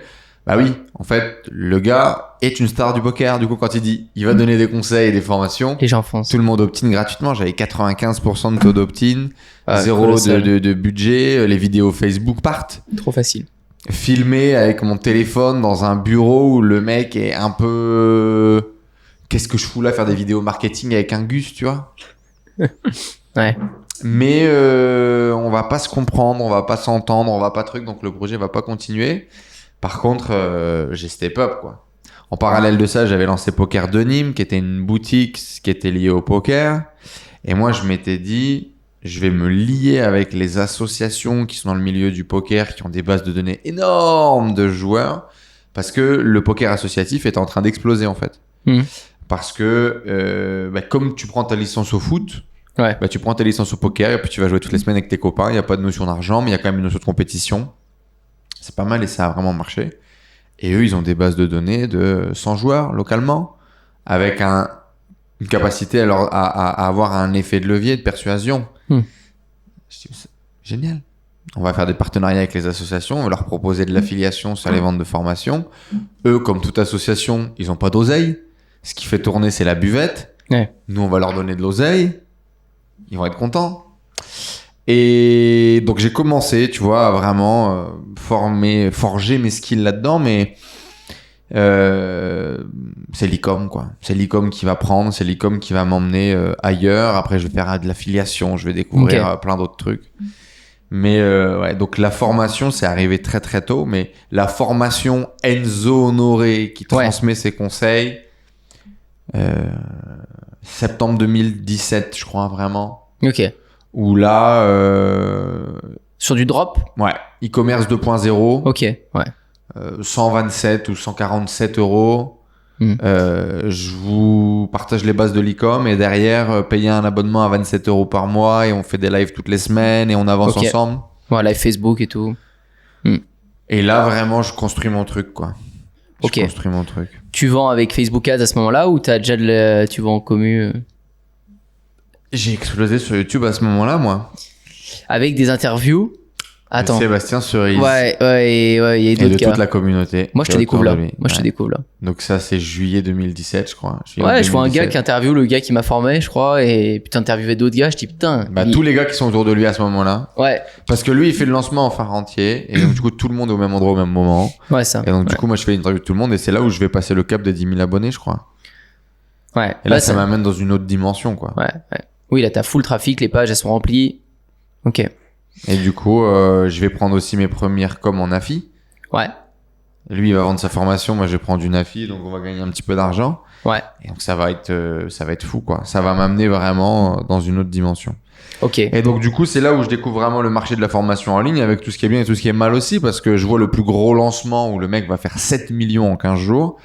Par contre, je vois aussi les gens qui font semblant d'être copains en vidéo et qui s'insultent comme des enculés en back-end. Je vois les gens qui volent les bases de données. Ouais. Je vois les stratégies d'affiliation qui commencent à être vieillissantes.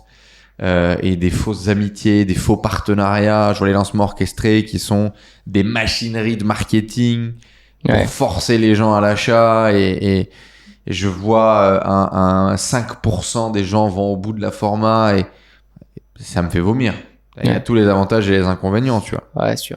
Ouais. Donc toi, t'es à l'inverse. Moi, à ce moment-là, je me lance 6 mois après, je pense, dans la vente de formation, mais en Facebook Ads, parce que j'ai pas de commu. Mais en Facebook Donc tu vas Ads, faire de la pub tout de suite. marche trop bien. Ouais. En fait, j'utilise les mails de Seb. Tu sais, il envoyait une base de données par email aux gens de ta ville, les gens qui avaient acheté en phare entier ou quelque chose comme ça. Et il envoyait un mail pour qu'on puisse se rencontrer. Du coup, moi, je chope les emails de toutes les bases de données. Et du coup, je me dis, mais vas-y, je mets ça en lookalike direct et je fais une audience similaire pour vendre des cours. J'aurais déjà une audience qualifiée de gens qui ont acheté un programme à 2000. Cette audience, ça marche du feu de Dieu.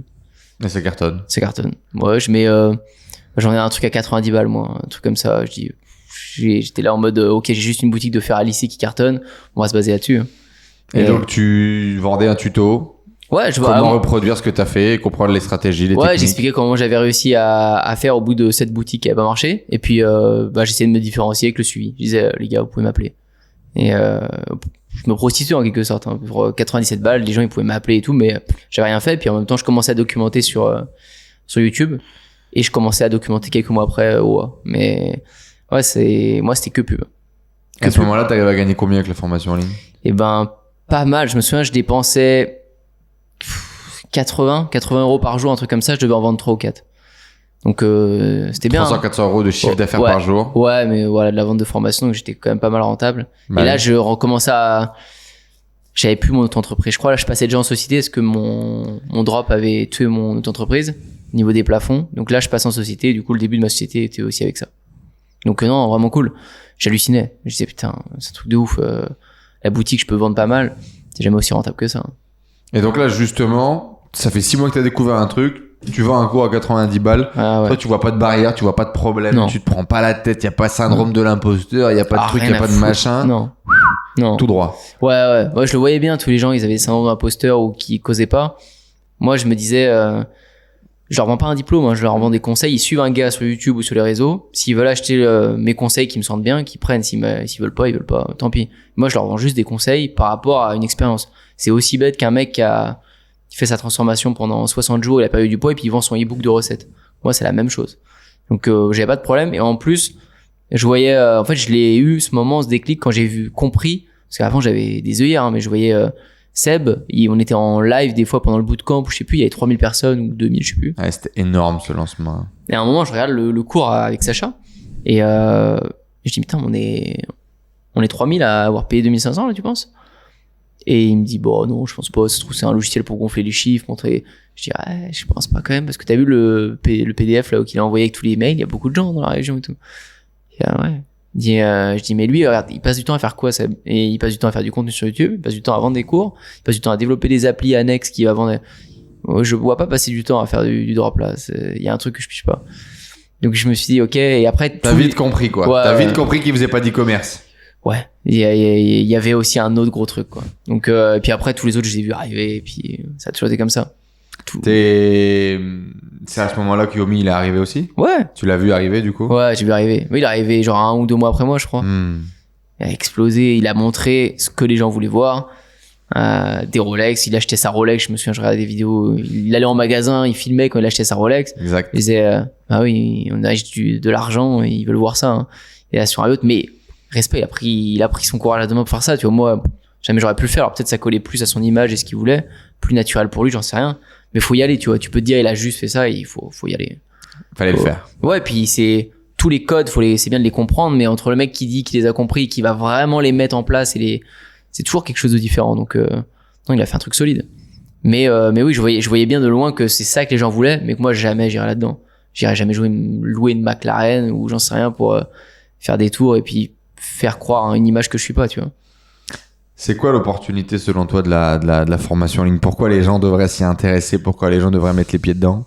Bon, c'est tellement tu peux te faire tellement de capital très vite pour ta boîte, ça peut être un énorme accélérateur, même si tu veux développer une boutique derrière ou autre chose. Nous, les formations de surf avec OA, ça nous a aidé à avoir du cash pour acheter du stock, après pour des planches, prendre des risques sur d'autres trucs. Par exemple, dans OA, c'est vraiment les produits physiques qui me font kiffer par rapport au digital. C'est galère d'apprendre le surf à distance, tu vois, alors ça se fait de plus en plus et nous on le fait pas en fait, on a pris le champion de Guadeloupe pour qu'il tourne le cours à notre place, vu que lui il a l'habitude de faire des trucs à distance, faire des débriefings vidéo. Mais j'ai toujours trouvé ça un peu tiré par les cheveux, tu vois. Donc je l'ai fait parce que la commu le demandait et puis ça pouvait permettre de faire du capital. Mais les planches de surf, les modules de skate et tout, c'était le kiff. Donc je le vois comme un accélérateur. Après dans la niche du business en ligne, c'est kiffant. C'est kiffant parce que tu vois bien, ça peut être des changements de vie pour des gens, tu vois. Ils passent de rien. Moi dans le bad, si je prends rien que le bad avec un compte TikTok, bah mon cordeur, celui qui corde vraiment mes raquettes tout le temps, je lui ai montré, à un moment il me voyait filmer mes TikTok il y a 5 mois, il me dit mais pourquoi tu fais ça? Je dis je sais pas pourquoi, normalement je le fais pas, en plus aux gens qui connaissent pas parce que ils vont me poser plein de questions pour rien. Ouais. Mais je lui ai montré, je lui ai dit regarde combien j'ai fait ce mois-ci avec TikTok. Et il a pété un plomb. Il fait, je devais être à 5000 ou 6000, je sais plus. Et puis c'était la moitié du premier mois. Il me dit mais mec t'as fait ça là? Je dis ouais en filmant et tout. Il dit mais mec j'ai des raquettes tous les jours, je fais que corder moi. Des cordes je les coupe Ça toute doit la être journée. une opportunité de ouf pour lui. Il s'est Et- venu faire du contenu? Il a fait son compte, ça s'appelle Geoffrey Badminton. Il a commencé à le faire. Et donc, il se filme en train de corder avec la machine à corder, tout ça? Ouais, il Ça doit être il satisfaisant, a non? copié-collé mes vidéos avec les mêmes codes et tout. Je lui dis, je m'en fous, il y a pas de concurrence sur TikTok, hein, vas-y, fais ta life. Et là, il se fait 2000 euros par mois en plus de son job où il gagne 1005. Je dis, mais Regarde. abusé. Et donc là, je passe mes semaines avec lui, on est devenus potes. Alors que c'est juste mon cordeur, je disais bonjour, au revoir. Mais c'est abusé. Donc le business en ligne, pour ça, du coup, au-delà du capital que ça rentre, les ventes de formation, de coaching, alors même s'il n'y a rien eu comme vente, mais c'est une expérience. T'accompagnes un mec et tu vois sa transformation pour ceux qui s'investissent, quoi. Donc tu peux vraiment créer des liens forts avec des gens. Tu peux, enfin, il y a un côté humain, quoi. C'est ce que tu continues de faire aujourd'hui. Donc, tu vends de la connaissance, tu vends Ouais. des formats, puis tu as de l'accompagnement où tu as les Ouais. gens au téléphone, tu Ouais. les suis dans leurs projets, Ouais. tu leur donnes des conseils, tu leur mets des coups de pied au cul. Ouais, ça joue autant dans le mental même plus dans le mental que dans la pratique. La pratique, finalement, ils ont tout sur YouTube de manière décomposée. Et puis, dans les formations, ils ont un plan d'action d'un gars, tu vois. C'est le tien, c'est le mien, c'est celui d'un autre. Chacun a fait un peu différemment et puis il a sa vision. Donc, faut qu'ils suivent une méthode de quelqu'un. Mais ce que j'essaie de leur apporter, c'est, je suis là, tu vois, souvent ils vont regarder une vidéo, ils vont être bloqués parce qu'ils ont essayé des trucs la semaine dernière, ça marchait pas. Donc là, ils se disent bof. Donc, je suis là à ce moment où ils se disent bof. Et qui, normalement, ils vont abandonner. Donc j'essaye de les booster comme un peu un coaching sportif, quoi, autant que je puisse le faire. Donc ça passe soit par un format de coaching ou une formation où ils peuvent me envoyer des messages vocaux sur WhatsApp. Je suis au taquet, tu vois, je suis tout le temps. C'est avec ça que j'essaie de me différencier. Mais c'est ce que je dis, je peux le faire aujourd'hui, je le fais aujourd'hui et depuis ces dernières années parce que j'ai pas de vie perso, tu vois. Moi j'ai qu'une vie pro avec mes potes où on fait tous la même chose, donc j'ai un temps de malade, donc je peux le gérer comme je veux. Mais à la seconde où quand j'ai une vie perso ou quoi, je vois bien, c'est mort, c'est pas pareil. Je pourrais pas, je pense dans 5 ans je serais plus ce format, cet écosystème, il peut pas convenir à tout le monde. Je pourrais pas coacher et prendre du temps comme ça. Donc, tu passes ton temps à faire du sport, à bosser, à être avec tes potes, à te kiffer. Ouais, je suis dans ma boucle tout le temps, j'adore parce que c'est une boucle de productivité, elle me fait que évoluer, que ce soit dans le sport, dans le bad, dans mes transformations, dans le business, dans tout, mais je laisse la place à rien d'autre. Pour rentrer là-dedans. Toujours célibataire? Ouais. En ce moment-là, ouais. Ouais. C'est en négociation? C'est en travail? Non, c'est fou de dire ça, mais j'essaye de me fermer, tu vois, parce qu'à chaque fois, si je regarde les 7 dernières années où j'ai des relations, ça me fait soit me ralentir, soit, en fait, ça va pas dans ce que je veux. Je pense que mon problème, c'est que c'est pas ça que je veux tout de suite. Tes objectifs, ils sont focalisés sur le boulot et sur toi? Ouais, ça marche pas. C'est le problème, c'est pas les filles le problème ou j'en sais rien, tu vois, c'est d'abord moi le premier problème qui doit pas être prêt, je pense à ça, ou qui est peut-être pas rencontré la bonne, mais en fait je suis trop à l'opposé de la personne à chaque fois. La personne elle a ses heures, elle rentre le soir, bon il faut passer du temps. Moi ça se trouve c'est mon début de journée en fait, à 19h là je vais commencer à bosser ou je vais aller faire du sport mais ça va me frustrer à force de passer des jours sur ça et puis de me prendre la tête, tu vois. On a l'habitude de se prendre la tête sur ce que j'appelle des vrais problèmes. Peut-être et dans le business on a tout le temps des problèmes, c'est infini. Du coup, j'appelle un vrai problème ce qui est un vrai problème, tu vois. Ne pas avoir débranché le chargeur dans la cuisine et il s'est pris les pieds dedans, tu vois. Pour moi, c'est pas un vrai problème, tu vois. Je suis comme ça, tu vois. Et donc, me prendre la tête des fois un quart d'heure sur un détail, je peux pas. Laisser de la place à devoir être empathique aux émotions de quelqu'un d'autre, déjà, ça te surcharge mentalement, quoi. Ouais, de fou. Et je suis pas expressif. Moi, je suis pas un gars, je vais pas gueuler, je vais pas dire tu me saoules ou non, je vais rien dire. Mais c'est fini. Dans ma tête, c'est terminé. Genre, t'es passé à autre chose. Ça m'a fait bloquer, tu vois. Ouais. Donc c'est ça, plus ça, plus ça. Et du coup, ça me bouffe plus que ça me fait avancer. Donc je pense que je suis pas prêt. Bon. C'est pas maintenant. Non, c'est pas maintenant, je pense pas. Et c'est ok. Bien sûr, c'est ok. T'es heureux comme ça. Ouais, bien sûr. Non, ce qu'il faut aussi être heureux. Et justement, on parlait de formation en ligne. Est-ce que tu penses que ils sont dangereux, les mythos d'Internet? Non, ils sont pas dangereux. Non, parce que ils sont dangereux pour les clients. Mais si tu parles, ils sont dangereux pour le marché de la formation. Ils sont dangereux. Non, tout court en fait. Enfin, tout ce que ça devient, les dérapages un peu, tu vois, qu'on voit avec genre trading les TikTok et tout, là. avec les trucs. Ouais, je sais pas, les abus, les mensonges qu'il peut y avoir sur la formation en ligne, sur l'e-commerce, sur tout, quoi. Je sais même pas, ce serait drôle d'avoir une stat là-dessus, mais je pense, tu vois, que tu prends 100 formateurs en ligne, bien sûr que la moitié c'est de la poudre aux yeux ou c'est faux, voire peut-être plus, j'en sais rien. Après, là où ils sont pas dangereux, c'est que on les voit plus. Toi, t'es là depuis aussi longtemps que moi, si ce n'est plus. Il y en a quasiment pas qui sont là depuis. Moi, je vois quoi, Antoine BM, Cédric Anissette, Yomi. Il y a quelques-uns d'autres, Alex Rose, des trucs comme ça que je vois un peu, mais sinon il y a quasiment aucun qui est resté. Tous ils sont partis. Alors, soit ils se sont mis plein les poches puis ils sont allés dans un coin je sais pas où, soit ils ont clairement arnaqué ou puis ça s'est fait savoir ou ils voulaient pas que ça déborde et ils sont partis.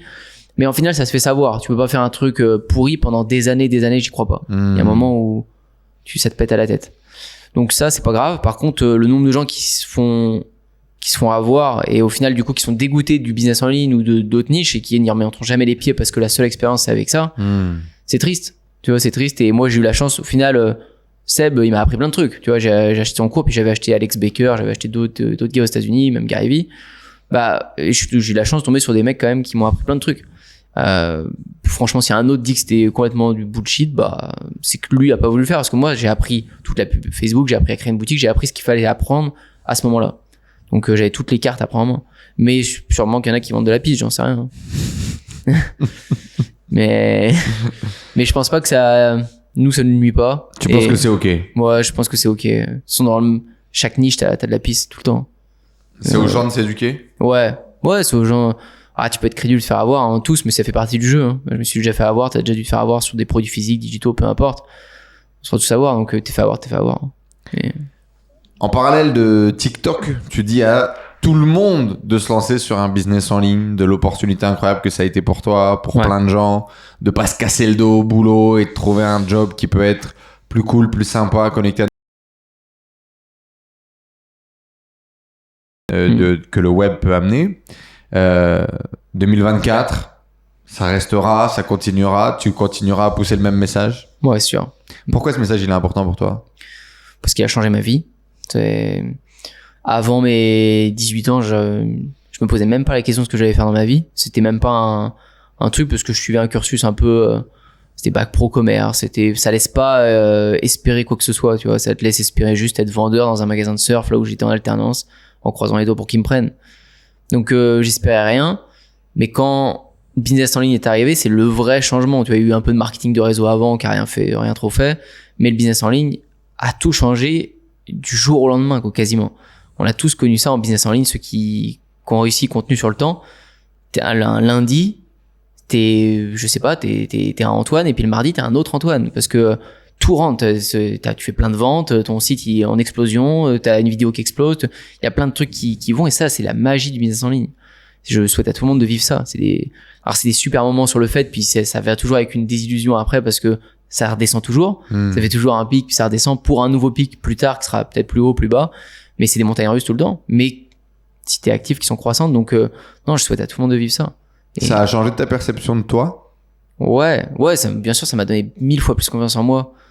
Parce que j'ai réussi là-dedans et je me suis senti tout de suite autonome. Je me suis dit, mais ouais, j'arrive à gagner de l'argent comme je veux. Des premières ventes sur Internet. Je me dis, putain, ça marche, quoi. Donc, j'apprends, j'essaye. Putain, mais je suis pas plus bête que les autres. En fait, j'y arrive aussi. Et après, de penser les stratégies toi-même, tu vois, les stratégies avec les rampes dans la forêt, plein d'autres petites stratégies qui étaient moins grosses que ça, tu te sens puissant en quelque sorte. Tu te dis, putain, en fait, c'est des trucs que j'ai dû cumuler de ce que j'ai appris et tout. Et puis je me dis, ça pourrait être intelligent dans ma niche, tu l'adaptes. Donc forcément, ça t'aide à t'épanouir, ça t'aide à avoir confiance. Moi, ça a tout changé. Et niveau ma vie, j'avais jamais pris l'avion de ma vie, je me suis mis à prendre l'avion plein de fois par an, j'arrête pas, pour aller surfer, pour aller skater, pour faire toutes mes passions, et prendre juste mon petit ordi, m'assurer qu'il y a une connexion internet, et puis je continue de bosser, quoi. Donc il y a eu un avant et après business en ligne, clairement. Je me souviens à peine de ma vie avant, enfin j'en ai des vagues souvenirs, mais elle s'éteint tout doucement, elle est remplacée par que ça, quoi. Par ton nouveau quotidien. Ouais, non, je souhaite à tout le monde. On en parlait tout à l'heure, un des plus gros objectifs c'est d'avoir un jour une piscine à vagues dans ton jardin. C'est quoi aujourd'hui les objectifs qui te tiennent à cœur d'un point de vue financier, d'un point de vue expérience? Après quoi tu cours? Je cours vraiment à, dans tous les cas, toujours avoir un objectif. Si j'ai pas d'objectif, je pense qu'on est malheureux. Faut toujours courir finalement. Si tu cours pas, tu kiffes pas. Quand j'ai atteint un truc, c'est bien, tu l'as atteint, tu t'ennuies, quoi, en quelque sorte. C'est là où tu peux tomber dans la dépression, où tu peux sombrer, quoi. Donc, faut toujours que j'ai un truc très loin, un truc court terme, un truc moyen terme. La piscine à vagues, c'est clairement mon truc long terme, qui va me driver pendant un bon bout de temps, je pense. Mais après, ça va être de relier tout ce monde. Tu vois, au skatepark, j'avais commencé à le faire, et on avait le skatepark, j'essayais de J'ai revu plein de potes d'enfance qui faisaient du skate avec moi. Du coup, c'était un point de rencontre finalement que je pouvais les revoir. Donc, je peux me recréer des nouveaux souvenirs. J'aimerais bien organiser plein de choses après, être plus dans l'organisation avec si j'ai un terrain de badminton, si j'ai un grand skatepark, faire des gros cash price, 10 000 euros si tu rentres cette figure, etc. Des trucs où ça va motiver les gens, où des skateurs de partout pourraient venir, tu vois. J'imagine plein de trucs comme ça. Rassembler les gens. Ouais, rassembler les gens dans mes passions, tu vois. Et parce que moi, à un moment, je vais vieillir, je vais kiffer regarder ça avec mes yeux, parce que j'ai toujours été je sais pas comment on pourrait dire, un mec, tu sais, je kiffe YouTube, je regarde voilà les vidéos YouTube, je kiffe le badminton, je regarde voilà les vidéos badminton, pareil pour le skate, pareil pour le surf. Tu sais, je connais tout T'es ce un monde. consommateur. Ouais, je suis un consommateur autant qu'un acteur.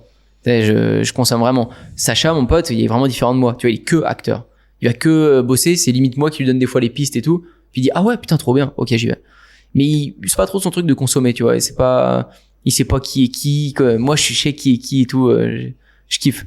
Donc, rassembler ces gens-là et puis voir de mes propres yeux tout ce qui va se passer. Je pense que ça va être la suite quand je vais vieillir. Et vu que j'aurai encore plus de moyens, je pourrais créer des gros espaces pour ça, quoi. Ce serait le but. Et donc, du coup, d'un point de vue perso, tu t'imagines te poser une femme, des enfants? Ouais, Tu l'imagines? Oui, je Très l'imagine. loin. Je l'imagine, pas trop loin. Pour l'instant, c'est dur pour moi parce que il y a eu des relations récentes, il y a eu des trucs qui, au final, me laissent toujours sur le même souvenir. Tu vois, tout le temps les mêmes trucs, et je me dis que je suis mieux toujours sans cesse tout seul. Je suis très bien entouré. Il y a toujours quelqu'un chez moi. Donc c'est pas le problème de la solitude de me dire il me faudrait une compagne ou il me faudrait qu'on soit à deux dans cette aventure ou j'ai pas eu tout ça. Au contraire, à chaque fois que je suis deux, il y a des bons moments. Je dis toujours, le couple, c'est les meilleurs moments de ta vie comme les pires. Tu vis les deux. Il y a des moments, tu pourras pas les vivre ailleurs. Mais en même temps, quand je fais mes choix et que Sauf je me que si dis, tu les vis avec Sacha, c'est bizarre. ouais, je vis pas avec Sacha. Mais ouais, c'est des choix et pour l'instant, les choix font que. Mais en tout cas, tu te vois, tu t'imagines. Oui, je me vois. Ouais, je me vois. Il y aura, je pense, mais je pense qu'il faut que je m'ouvre. Faut que ça vienne de moi, tu vois. Comment tu fais ton développement personnel? Est-ce que tu recherches déjà? Est-ce que tu réfléchis à ce truc de développement personnel? On a l'impression que tu as quand même un Antoine qui s'est justement ouvert, qui a grandi, qui a pris confiance en lui, qui est allé de projet en projet. Là où effectivement, bac pro, BTS un peu flingué, on savait pas trop où t'allais terminer. C'est quoi toi ton process de dev perso? Est-ce que tu lis des bouquins? Est-ce que tu regardes des vidéos? Est-ce que c'est faire des trucs au quotidien qui te stimulent? Ouais, je suis très à l'écoute et je dis toujours que je suis toujours à l'écoute d'apprendre, tu vois. À aucun moment dans ma tête je me dis je sais tout. Je me considère jamais le roi de la maturité sur un sujet, même si je le maîtrise, soit TikTok ou n'importe. Toujours à l'écoute de quelqu'un qui aura un truc à m'apporter. Je pense que ça m'aide. J'écoute beaucoup de podcasts. Je te le disais juste avant, c'est mon format en ce moment. Et je pense comme beaucoup d'entrepreneurs ou d'autres gens, on est beaucoup dans cette ère-là où ça nous ennuie un peu de rester des heures sur une vidéo ou même 20-30 minutes parce qu'on doit regarder ce qui se passe à l'image. Là, moi, je peux poser le podcast, je le mets sur ma télé, ça passe, puis en attendant, je fais autre chose qui me permet d'écouter ça en sourdine. Donc, j'aime bien et j'apprends beaucoup parce que du coup, dans les podcasts, les gens se livrent pas mal et tu peux aller un peu plus en profondeur sur ce qu'ils pensent, sur comment ils ont évolué sur des trucs. Donc, moi, ça m'aide. Je lis 0 livre, rien du tout. J'ai lu juste le bouquin de Gary Vee et les livres de Russell Brunson, Comme Secret. Mais au début. Et maintenant, non, que dalle. J'apprends beaucoup plus, je trouve, après, à écouter des histoires sur des gens, des success stories, etc. Si t'avais pas fait de business aujourd'hui là, tu ferais quoi? 3. C'est une bonne question. Qu'est-ce que je ferais? Peut-être vendeur à ce magasin que j'aurais suivi. Hein. J'étais sauveteur en mer sur les plages l'été. Peut-être j'aurais continué de faire ça, des petits jobs. Je pense... J'aurais continué avec ma copine de l'époque peut-être et on aurait fait une famille, tu vois. Parce que c'est ce que je vois, hein, des potes qui ont pas fait de business de l'école, ils sont déjà une famille, ils ont déjà un enfant. Tu vois, et ça va tellement avec le truc que je veux pas. Je fais trop dans ma tête. Et c'est là où je me dis que j'ai trop évolué là-dessus encore, mais je fais des associations qu'il faut pas faire. Tu vois, j'associe. Tu te fais une famille, tu fais des enfants vite. Ah, tu te fais chier, tu vis plus tes passions, tu sors plus de chez toi. Ce que je dis avec Sacha, c'est que tu redeviens un moldu, tu vois. Pour moi, les gens qui font pas de business en ligne, c'est des moldus, tu vois. On dit toujours ça pour rigoler. Mais du coup, je leur dis, il repasse moldu, ok. Ou il est toujours resté. Ça te fait peur? Ouais, je pense que ça me fait peur. C'est des trucs que j'arrive même pas à expliquer, hein, je sais pas. Mais oui, Manque de courage, manque d'envie de... Parce que si je veux, je peux essayer de caler un rythme, c'est sûr. C'est qu'au fond, j'en veux pas vraiment. Toi, t'as réussi à le faire. Ça J'ai réussi à le faire, j'avais envie. Oui, t'avais envie. J'avais envie. On le disait tout à l'heure, on a 4 ans d'écart. Ouais. Je pense que ces années-là, dans la 20-30, ils sont importants. À mon âge, à 27, t'étais déjà... Ouais, j'ai rencontré t'as Adé en connecté. 2018. Ok. Donc à 5 ans. Ouais. Ok. Donc, moi, j'en avais marre de baiser des tailles. J'en avais marre de ce truc dis pas ça quand je bois. Bah ouais, j'en avais marre d'aller chercher des gonzesses en permanence. Ouais. Et moi, j'ai un tempérament où je prends énormément de risques dans le business, dans le boulot, Ouais. et où j'ai besoin de stabilité en bac. Ok. Ouais. Et donc, en fait, j'ai toujours eu des relations assez longues, assez posées, machin. Je suis finalement plutôt casanier, là où tous les gens me voient l'opposé, le type qui drague à mort, machin, Ouais. macho man. Non, j'ai toujours besoin d'une stabilité, un truc, avec ses bons et ses mauvais côtés d'ailleurs aussi, parce que du coup, t'as aussi un côté un peu plan-plan qui va me faire chier très vite Ouais. du truc, tu vois. Mais du coup, c'est ça. Et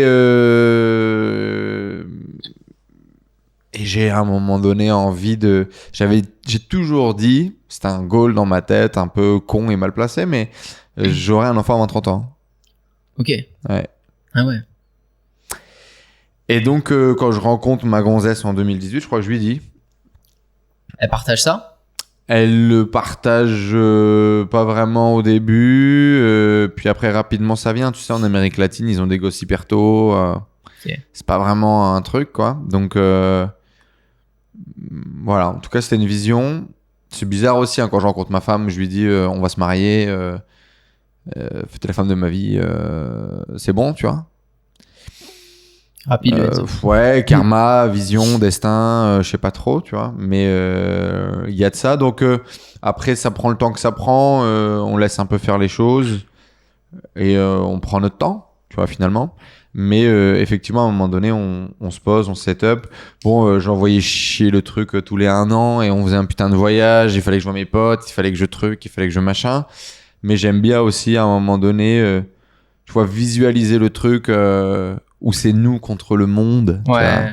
et où t'es là avec ta femme en train de construire ton truc. Et après, moi, il y a une partie de moi dans un autre univers qui a pris le même chemin que toi, tu vois, et qui est avec ses potes et qui kiffe. Et cette fraternité, cette loyauté, il y a une part de moi qui en manque aujourd'hui. Ouais. Le fait d'être parti tôt à l'autre bout du monde, Ouais.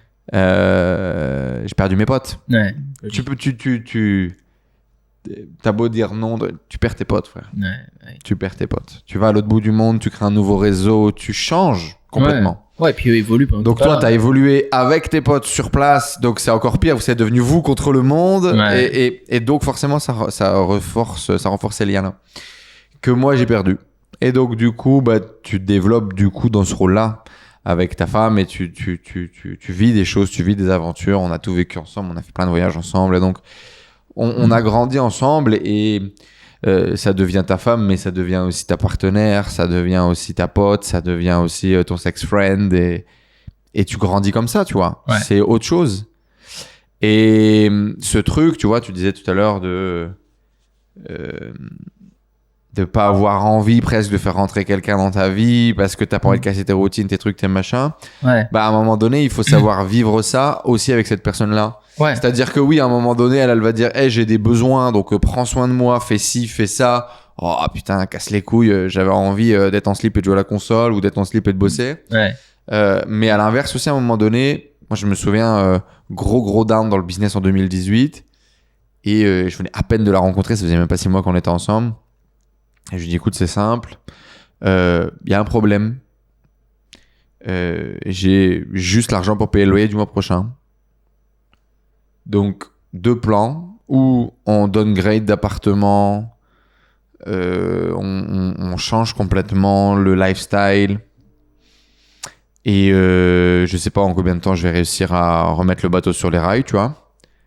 Ou tu me vois plus, tu me parles plus, je mange, et je disparais et je fais que travailler et je fais de l'argent.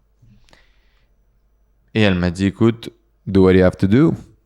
Genre, c'est fine, je ferai à manger, Et la chambre sera propre, Ok. et la cuisine sera lavée. Et Première mission I will acceptée. take care of that, tu vois. Ouais.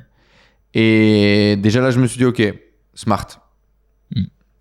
Et la deuxième fois, ça a été en voyage en France, courant 2018, pareil, ou début 2019. On est allé, on a fait Bangkok, New York pour aller voir Tony Robbins, marcher sur le feu et tout. Je voulais qu'elle vive cette expérience-là. Parce que je l'avais déjà fait en 2017. Et moi, je suis vraiment fracturé. Tu vois, il y a deux parties de moi. Tu as une partie où j'ai envie d'aider les gens, j'ai envie de faire de l'accompagnement, j'ai envie de vivre ce truc humain et tout. Et il y a une autre part de moi qui a envie de faire des millions et de vendre des produits partout dans le monde et de scaler une boîte à fond. Et j'avais vraiment l'impression que c'était paradoxal, tu vois. C'était l'un ou l'autre. Tu pouvais pas avoir les deux et tout. Et elle me dit, if we have to live under the bridge, that you can do something that make you thrive, do it. And I will be with you, tu vois. C'est la bonne.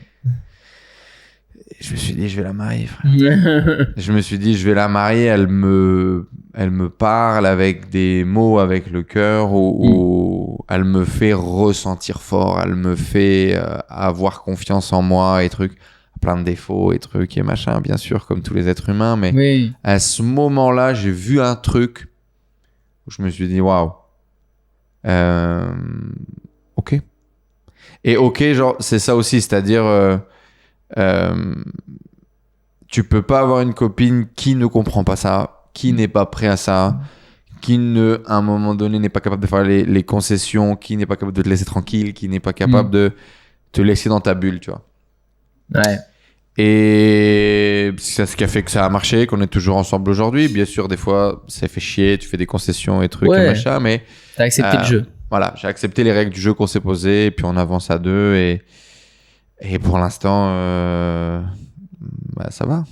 Mais c'est top, hein. C'est top que t'aies trouvé ça. Moi, j'ai repéré tellement d'autres trucs et peut-être parce que, comme t'as dit, toi, à un moment, tu la regardes, elle te dit ça et tu te dis, ouais, je suis vraiment tombé sur la bonne. Ou, elle t'a compris. Moi, des fois, j'ai l'impression où c'est mon cerveau qui voit que les trucs néfastes ou qui se fait des films. Mais j'ai l'impression des fois de voir même des jalousies avec les différents lifestyles de vie, tu vois. J'ai des réflexions qu'elle dit pas clairement, mais que ça peut être sous-entendu par des anciennes relations et vont dire, je sais pas, qui vont me faire ressentir que ouais, ça va, tu es en train de faire des vidéos, tu bidouilles, alors parce que elles sont en train de bosser la journée, tu vois, pour un patron, c'est plus ingrat que moi, ça a l'air, tu vois, et tout ce genre de trucs, je déteste. Je suis même pas là pour lui expliquer, j'ai la flemme de commencer à lui expliquer et d'essayer de lui matrixer le cerveau pour lui faire comprendre que non, je bosse, que je l'ai choisi ce truc-là et que tu vois, c'est pas tombé du ciel. Ouais, mais que c'est pas Mais- le carnaval, quoi. Ouais, j'ai l'impression qu'à un moment il y a des trucs comme ça qui se créent, tous ces trucs me gavent, tu vois. Donc moi je le vois plutôt du côté sombre, mais je pense que c'est peut-être les personnes sur qui je suis tombé, c'est peut-être moi aussi qui me ferme, c'est voilà, et c'est une histoire de moment où tu t'es pas posé de questions. C'est arrivé et Moi, j'en avais envie. t'en avais envie, ouais. Ouais, j'en avais T'avais envie envie. le soir, tu finis ta journée de taf et t'as besoin d'avoir un peu voilà, une petite 100%. Ouais, J'avais je besoin vois. d'avoir quelqu'un avec moi. J'avais C'est jamais grave, ça. vécu autant d'expériences de ma vie, Ouais, et je les vivais tout seul. ouais.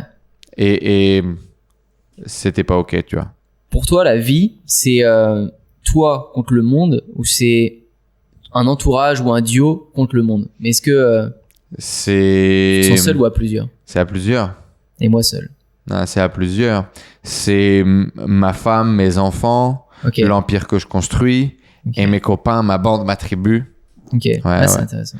Moi, j'imagine vraiment construire une résidence, construire une cabane de survivalistes pour 100 personnes et sauver les miens. Génial. L'arche Ok. de Noé. Ok. Ok. Ouais. Et Trop toi, bien. c'est toi. Toi Ouais. contre le monde. Ouais, pour moi, je suis lucide dans ma vie à me dire que c'est moi tout seul. Moi, la vie. Pourtant, t'es super proche de tes potes et vous faites Ah tout ouais, ça ensemble. n'empêche pas, bien sûr. Mais ouais, et c'est toute ma vie, je ferai tout pour eux. Mais ça n'empêche que pour moi, la vie, c'est un jeu. Je dédramatise tout moi dans la vie. Dans la vie, c'est juste un jeu. Tu me mets une crasse ou il m'arrive une galère, je vais dire, ah ok, c'est une galère dans le jeu, c'est pas grave, on va se débrouiller, on va passer. Mais à la fin du jeu, c'est moi qui crève et une autre vie, on n'a pas, j'en sais rien. Mais c'est que moi, tu vois. Et c'est pas si je commence à me dire la vie elle est à plusieurs, c'est à dire que mon bonheur il va dépendre d'eux, tu vois, et ça veut dire je vais reposer aussi mon bonheur sur d'autres gens, et alors que si je suis lucide et que c'est que moi, je suis capable de me maîtriser sur tous les points et je peux mieux les aider sur des phases où tu vois, c'est notre vision. Mais Religion? Spiritualité? Tu crois à... Rien. Rien du tout? je mets pas le nez dedans. L'instant présent, tu fais tes trucs et point barre, quoi. Ouais, je crois en rien. Bah les couilles, quoi. Je crois en rien, je suis fermé en rien, les gens. Tu sais, je suis pas drastique, tu me parles de ça, je vais te dire non, ça existe. Non, j'ai pas d'avis, j'ai rien. Tout ce que je maîtrise pas, j'ai rien à foutre. Ça rentre pas dans ton spectre. Non, ouais. Et tu te poses même pas la question. Non, tout ce qui est, tu vois, politique, les infos, les trucs, tout la religion, les machins, tous les trucs abstraits rien à foutre. On vient d'où? Le monde, l'œuf ou la poule? Qui naît avant? L'histoire à l'école, c'était la matière qui me faisait chier. Alors que, ouais, j'en ai toujours rien à foutre. Parce que, alors c'est important, tu sais, pour ta culture, comprendre pourquoi t'es là. Il y a plein de trucs intéressants à comprendre quand tu t'y mets. Je le vois et j'étais intrigué par plein de trucs. Des fois, je regarde un reportage et tout, j'adore. Mais pas plus, tu vois. C'est tout ce qui est passé où j'ai pas le pouvoir de changer des choses, où ça m'intéresse pas. Regardez ça, parlez, blablater, faites vos débats dans le vent, ça m'intéresse pas. Donc toi, en soirée, tu débats pas sociologie, Je philosophie, me casse. bah les couilles. Non. Ça va faire du skate. Ouais, je vais dire oui de la tête. Si tu me vois faire, ok, ça marche. C'est que ça me fait chier. C'est quoi les sujets sur lesquels tu passes du temps à parler? Enfin, tu sais, je suis qu'avec les gars, on est c'est un cocon méga fermé, donc on parle sport, on parle business en ligne, on déconne, on se connaît sur le bout des doigts, donc après on déconne sur des réactions des trucs parce qu'on sait que l'autre se fout de la gueule de lui, mais non, on parle vraiment, ça gravite autour du sport, du business. Si je vois Sacha, c'est sûr, il va me parler business. On parle que de ça. Tout le temps. Tout ce qu'on fait toute la journée, en fait. Et ouais, après, des relations qu'il y a entre Bien les sûr. gars, les filles, les couples. Les gars sont un peu plus casés que moi. Hmm. Donc, il y a toujours des potins, des trucs. Mais ouais, on parle rarement sociologie, politique. Même jamais, en fait. Je sais même pas rarement, c'est jamais. On parle pas du dernier bouquin qu'on a lu. Là, ça existe pas, ça. C'est quoi ta plus grosse erreur que tu as pu faire dans le business? Business. Plus grosse erreur, ouais, je dirais que c'est de ne pas m'être intéressé au passage auto-entreprise à société au début, parce que j'ai perdu vraiment des dizaines de milliers d'euros bêtement, vraiment comme un idiot, quoi. Parce que c'est difficile d'avoir les bons conseils, parce qu'il faut être conseillé, parce qu'il faut mettre de l'argent pour être bien conseillé. Ça a été quoi les... Ouais, tous les comptables sont pas des bons comptables, ils peuvent te faire vraiment perdre des milliers et des milliers. Et puis bah toi, hein, c'est à toi de t'y intéresser. Moi, comme je te dis, j'étais méga excessif, tu vois bien, je le suis toujours. Et donc je faisais mes boutiques de drop et tout. Et puis ça commençait les ventes de formation. Bref, beaucoup de cash rentrait comme jamais dans ma vie c'était rentré. Donc bah là tu vas voir un comptable parce qu'il faut voir un comptable pour créer ta société et avoir des bilans. C'était plus comme l'auto-entreprise, sauf que j'en avais rien à carrer moi. Je voulais juste, le comptable il était là comme toi. Et puis il m'expliquait, donc là ça va être à l'IS, t'auras de la TVA, là faudra envoyer facture. Ça marchait pas, ça rentrait pas dans ma tête. Il m'a fallu 1 an et demi, je pense, pour tout capter de la comptabilité après des rendez-vous où je revenais parce que bah t'as fait de la merde là, Antoine. En fait, déjà pendant 1 an, mes factures et tout, c'était au nom de Antoine Bougan, pas au nom de ma société. Donc tout ça s'est passé en perso, des dépenses Facebook, des dizaines de milliers d'euros qui passaient en perso, donc payer des impôts sur des biens pareils, des délires. Hein. Parce que en fait, pour moi, tu voulais pas t'en occuper. Ouais, j'ai compris comment rentrer le cash et tout. Oui, ok, si j'ai pas bien compris parce que je comprenais rien, et puis quand un truc m'intéresse pas, j'ai même pas envie de faire d'efforts. Ouais, donc bien comprendre comment fonctionne une société et bien s'entourer. Mais ouais, exactement, bien s'entourer. Il m'aura fallu quelqu'un, tu vois, qui me prenne par le cou, qui me dise mais mec, intéresse-toi à ça, c'est le cœur de ton business, tu vois, ta compta. Si tu t'intéresses pas à ça, il y a plein d'efforts que tu vas faire tous les jours pour gagner de l'argent que tu brûles automatiquement. Ouais. Tu vois, j'ai mis du temps à le comprendre. Donc après, j'ai fait l'extrême inverse. Du coup, j'ai été bien carré là-dessus. Mais, tu vois, j'ai perdu grave de thunes pour rien. Donc, bien s'entourer. Ouais, bien s'entourer. Et comment on fait pour bien s'entourer? Alors, du coup, comment t'as fait pour trouver un bon comptable? Tu t'es formé? C'est ce que tu disais, t'as appris, du coup. Ouais, je me suis pas mal formé. Non, bon comptable, ça a été un bouche à oreille. J'en ai un premier que j'ai eu qui était pas terrible. Au final, il m'en a conseillé un autre. Il a avoué qu'il était pas du tout calé sur mon domaine, mon expertise. Il m'a envoyé vers quelqu'un qui était plus dans l'e-commerce. Qui était à Nantes, du coup, un peu plus loin de chez moi, mais ça le faisait. Et là, ça l'a fait. Mais non, ouais, bien s'entourer. Et à ce moment-là, j'aurais dû parler avec des gens qui avaient des sociétés ou voilà. En fait, mon entourage, je me le suis créé. On est notre bande, on a tous des business en ligne, des sociétés. Mais on s'est fait en même temps que moi, je me suis fait. Tous les gars avaient toujours 6 mois ou 1 an de retard sur moi, sur mes chiffres. C'est moi qui les ai lancés. T'es un peu un ours. T'es jamais allé networker beaucoup, rencontrer d'autres entrepreneurs, quoi. Sauf la première année. Ouais. La première année, j'ai payé des séminaires à Sacha pour qu'il vienne avec moi voir Maxence Rigotier, je crois. Mm-hmm. J'allais voir Maxence. J'étais allé voir. J'étais en voir d'autres. Alex Rose, j'étais allé le voir. J'avais vu Alec Henry à un moment donné. Je sais plus. J'en avais vu d'autres. Mais après, au bout d'un an, en fait, je sais pas si t'as déjà fait ça, mais quand t'es dans le public et que tu parles avec, tu fais du réseautage, j'ai l'impression de passer ma vie à raconter des trucs aux gens, enfin, leur apprendre des trucs. Mais c'était souvent des parents ou des nouveaux qui découvraient, qui savaient même pas si c'était Shopify. Donc, je passais une journée à parler. En fait, je ressortais, je dis, bon, j'étais sûrement pas assez avenant pour aller choper des numéros et, tu vois, faire du réseautage. Il y en a qui le faisaient très bien. Et moi, je pense que j'étais pas bon à cet exercice. Donc, non, après, le réseau s'est fait tout seul avec, mes propres réseaux avec YouTube et tout. Et puis, genre, on discute. Comme ça qu'on s'est connus. Mais non, j'aurais pu aller plus vite, tu vois, et faire moins d'erreurs en faisant plus la démarche d'aller vers les gens. Ça, faut le faire, je pense. C'est le petit tips. Toi, ouais. Moi, ça a bon. été ma carte. Toi, Moi, ça a été le bon truc là-dessus. que j'ai fait. Ouais, grave. Ouais, bah moi, quitter la rat race, je l'ai super rentabilisé. La série Canicette. Ouais. Ouais. C'était déjà tous les VIP, je suis allé les voir. Je suis quasiment devenu pote avec tous les mecs qui avaient déjà un business qui était en place. Ok, ouais. Et en fait, moi, j'ai networké à travers ces plateformes-là, Là, c'est quoi. bon, ça. Ouais. Et c'est comme ça que j'ai rencontré des gens, c'est comme ça que j'ai fait des vidéos, c'est comme ça que j'ai fait à un moment donné, j'allais dormir chez les gens. Et en fait, comme beaucoup de gens qui suivaient sur des canisettes, ils avaient de l'immobilier. Ouais. Et donc, du coup, ils avaient des appartes. Ok. Et donc, du coup, moi, je faisais un tour de France en sac à dos et j'allais dormir chez eux, quoi. Trop bien. Trop cool. Ah ouais. Tu payais pas de loyer, pas de trucs. Et eux, ils voulaient lancer un truc en ligne. Toi, t'avais déjà un peu bidouillé des trucs, des machins. J'avais des trucs à montrer. C'était du win-win. Et moi, j'étais dans un Airbnb super stylé, alors que je gagnais 2000 balles par mois, quoi. C'était trop cool. Ouais. C'était trop cool. Si t'as un conseil à donner aux gens, bon, on l'a eu, networking, du coup, sortir un peu plus de sa grotte comme un ours. Ouais. Mais sinon, un truc que t'as fait, qui a cartonné. Non, le meilleur conseil, qui est peut-être abstrait, mais c'est le meilleur, c'est vraiment d'être constant. C'est tous les gens qui sont constants sur la même chose pendant des années, tout le temps. Ils arrivent à un empire, ils font un truc. Il y a que ceux qui passent du coq à l'âne chaque mois, qui veulent toujours courir derrière la meilleure opportunité ou toutes les poudres aux yeux qui se prennent sur Internet. Pour moi, c'est le truc du moment. C'est tout le monde court après TikTok Money, je sais pas si Twitter, ils vont sortir, ou ça s'appelle X maintenant, ils vont sortir une monétisation, ou j'en sais rien. Tout le monde court derrière les nouveaux trucs. Le Bitcoin, il va remonter, tout le monde va aller dessus. Ça sans cesse. Et ce qui fait qu'au bout d'un an, tu te retrouves avec 12 trucs que t'as essayé, mais 12 mini trucs qui font que t'as rien. Alors que si t'avais fait juste pendant ces 12 mois la même chose, t'avais déjà un truc avancé, tu vois. Juste la constance, rigueur. Et il y a vraiment que ça qui paye, parce que tu vas apprendre. Tu vas être archi mauvais pendant 1 an ou 2, ce qui est long. Mais finalement, tu vas être bon la 3e année. Mais tu seras jamais bon. Il n'existera jamais cette 3e année si t'as pas été constant les 2 premières. Ça fait- Comprendre aussi que ça prend du temps. Ouais. Faut déjà se matrixer le cerveau, comme Gary Vee disait, prépare-toi 7 ans, comme ça. Mais bien sûr, maintenant je peux le dire avec le recul, au bout de 7 ans largement, j'étais bien.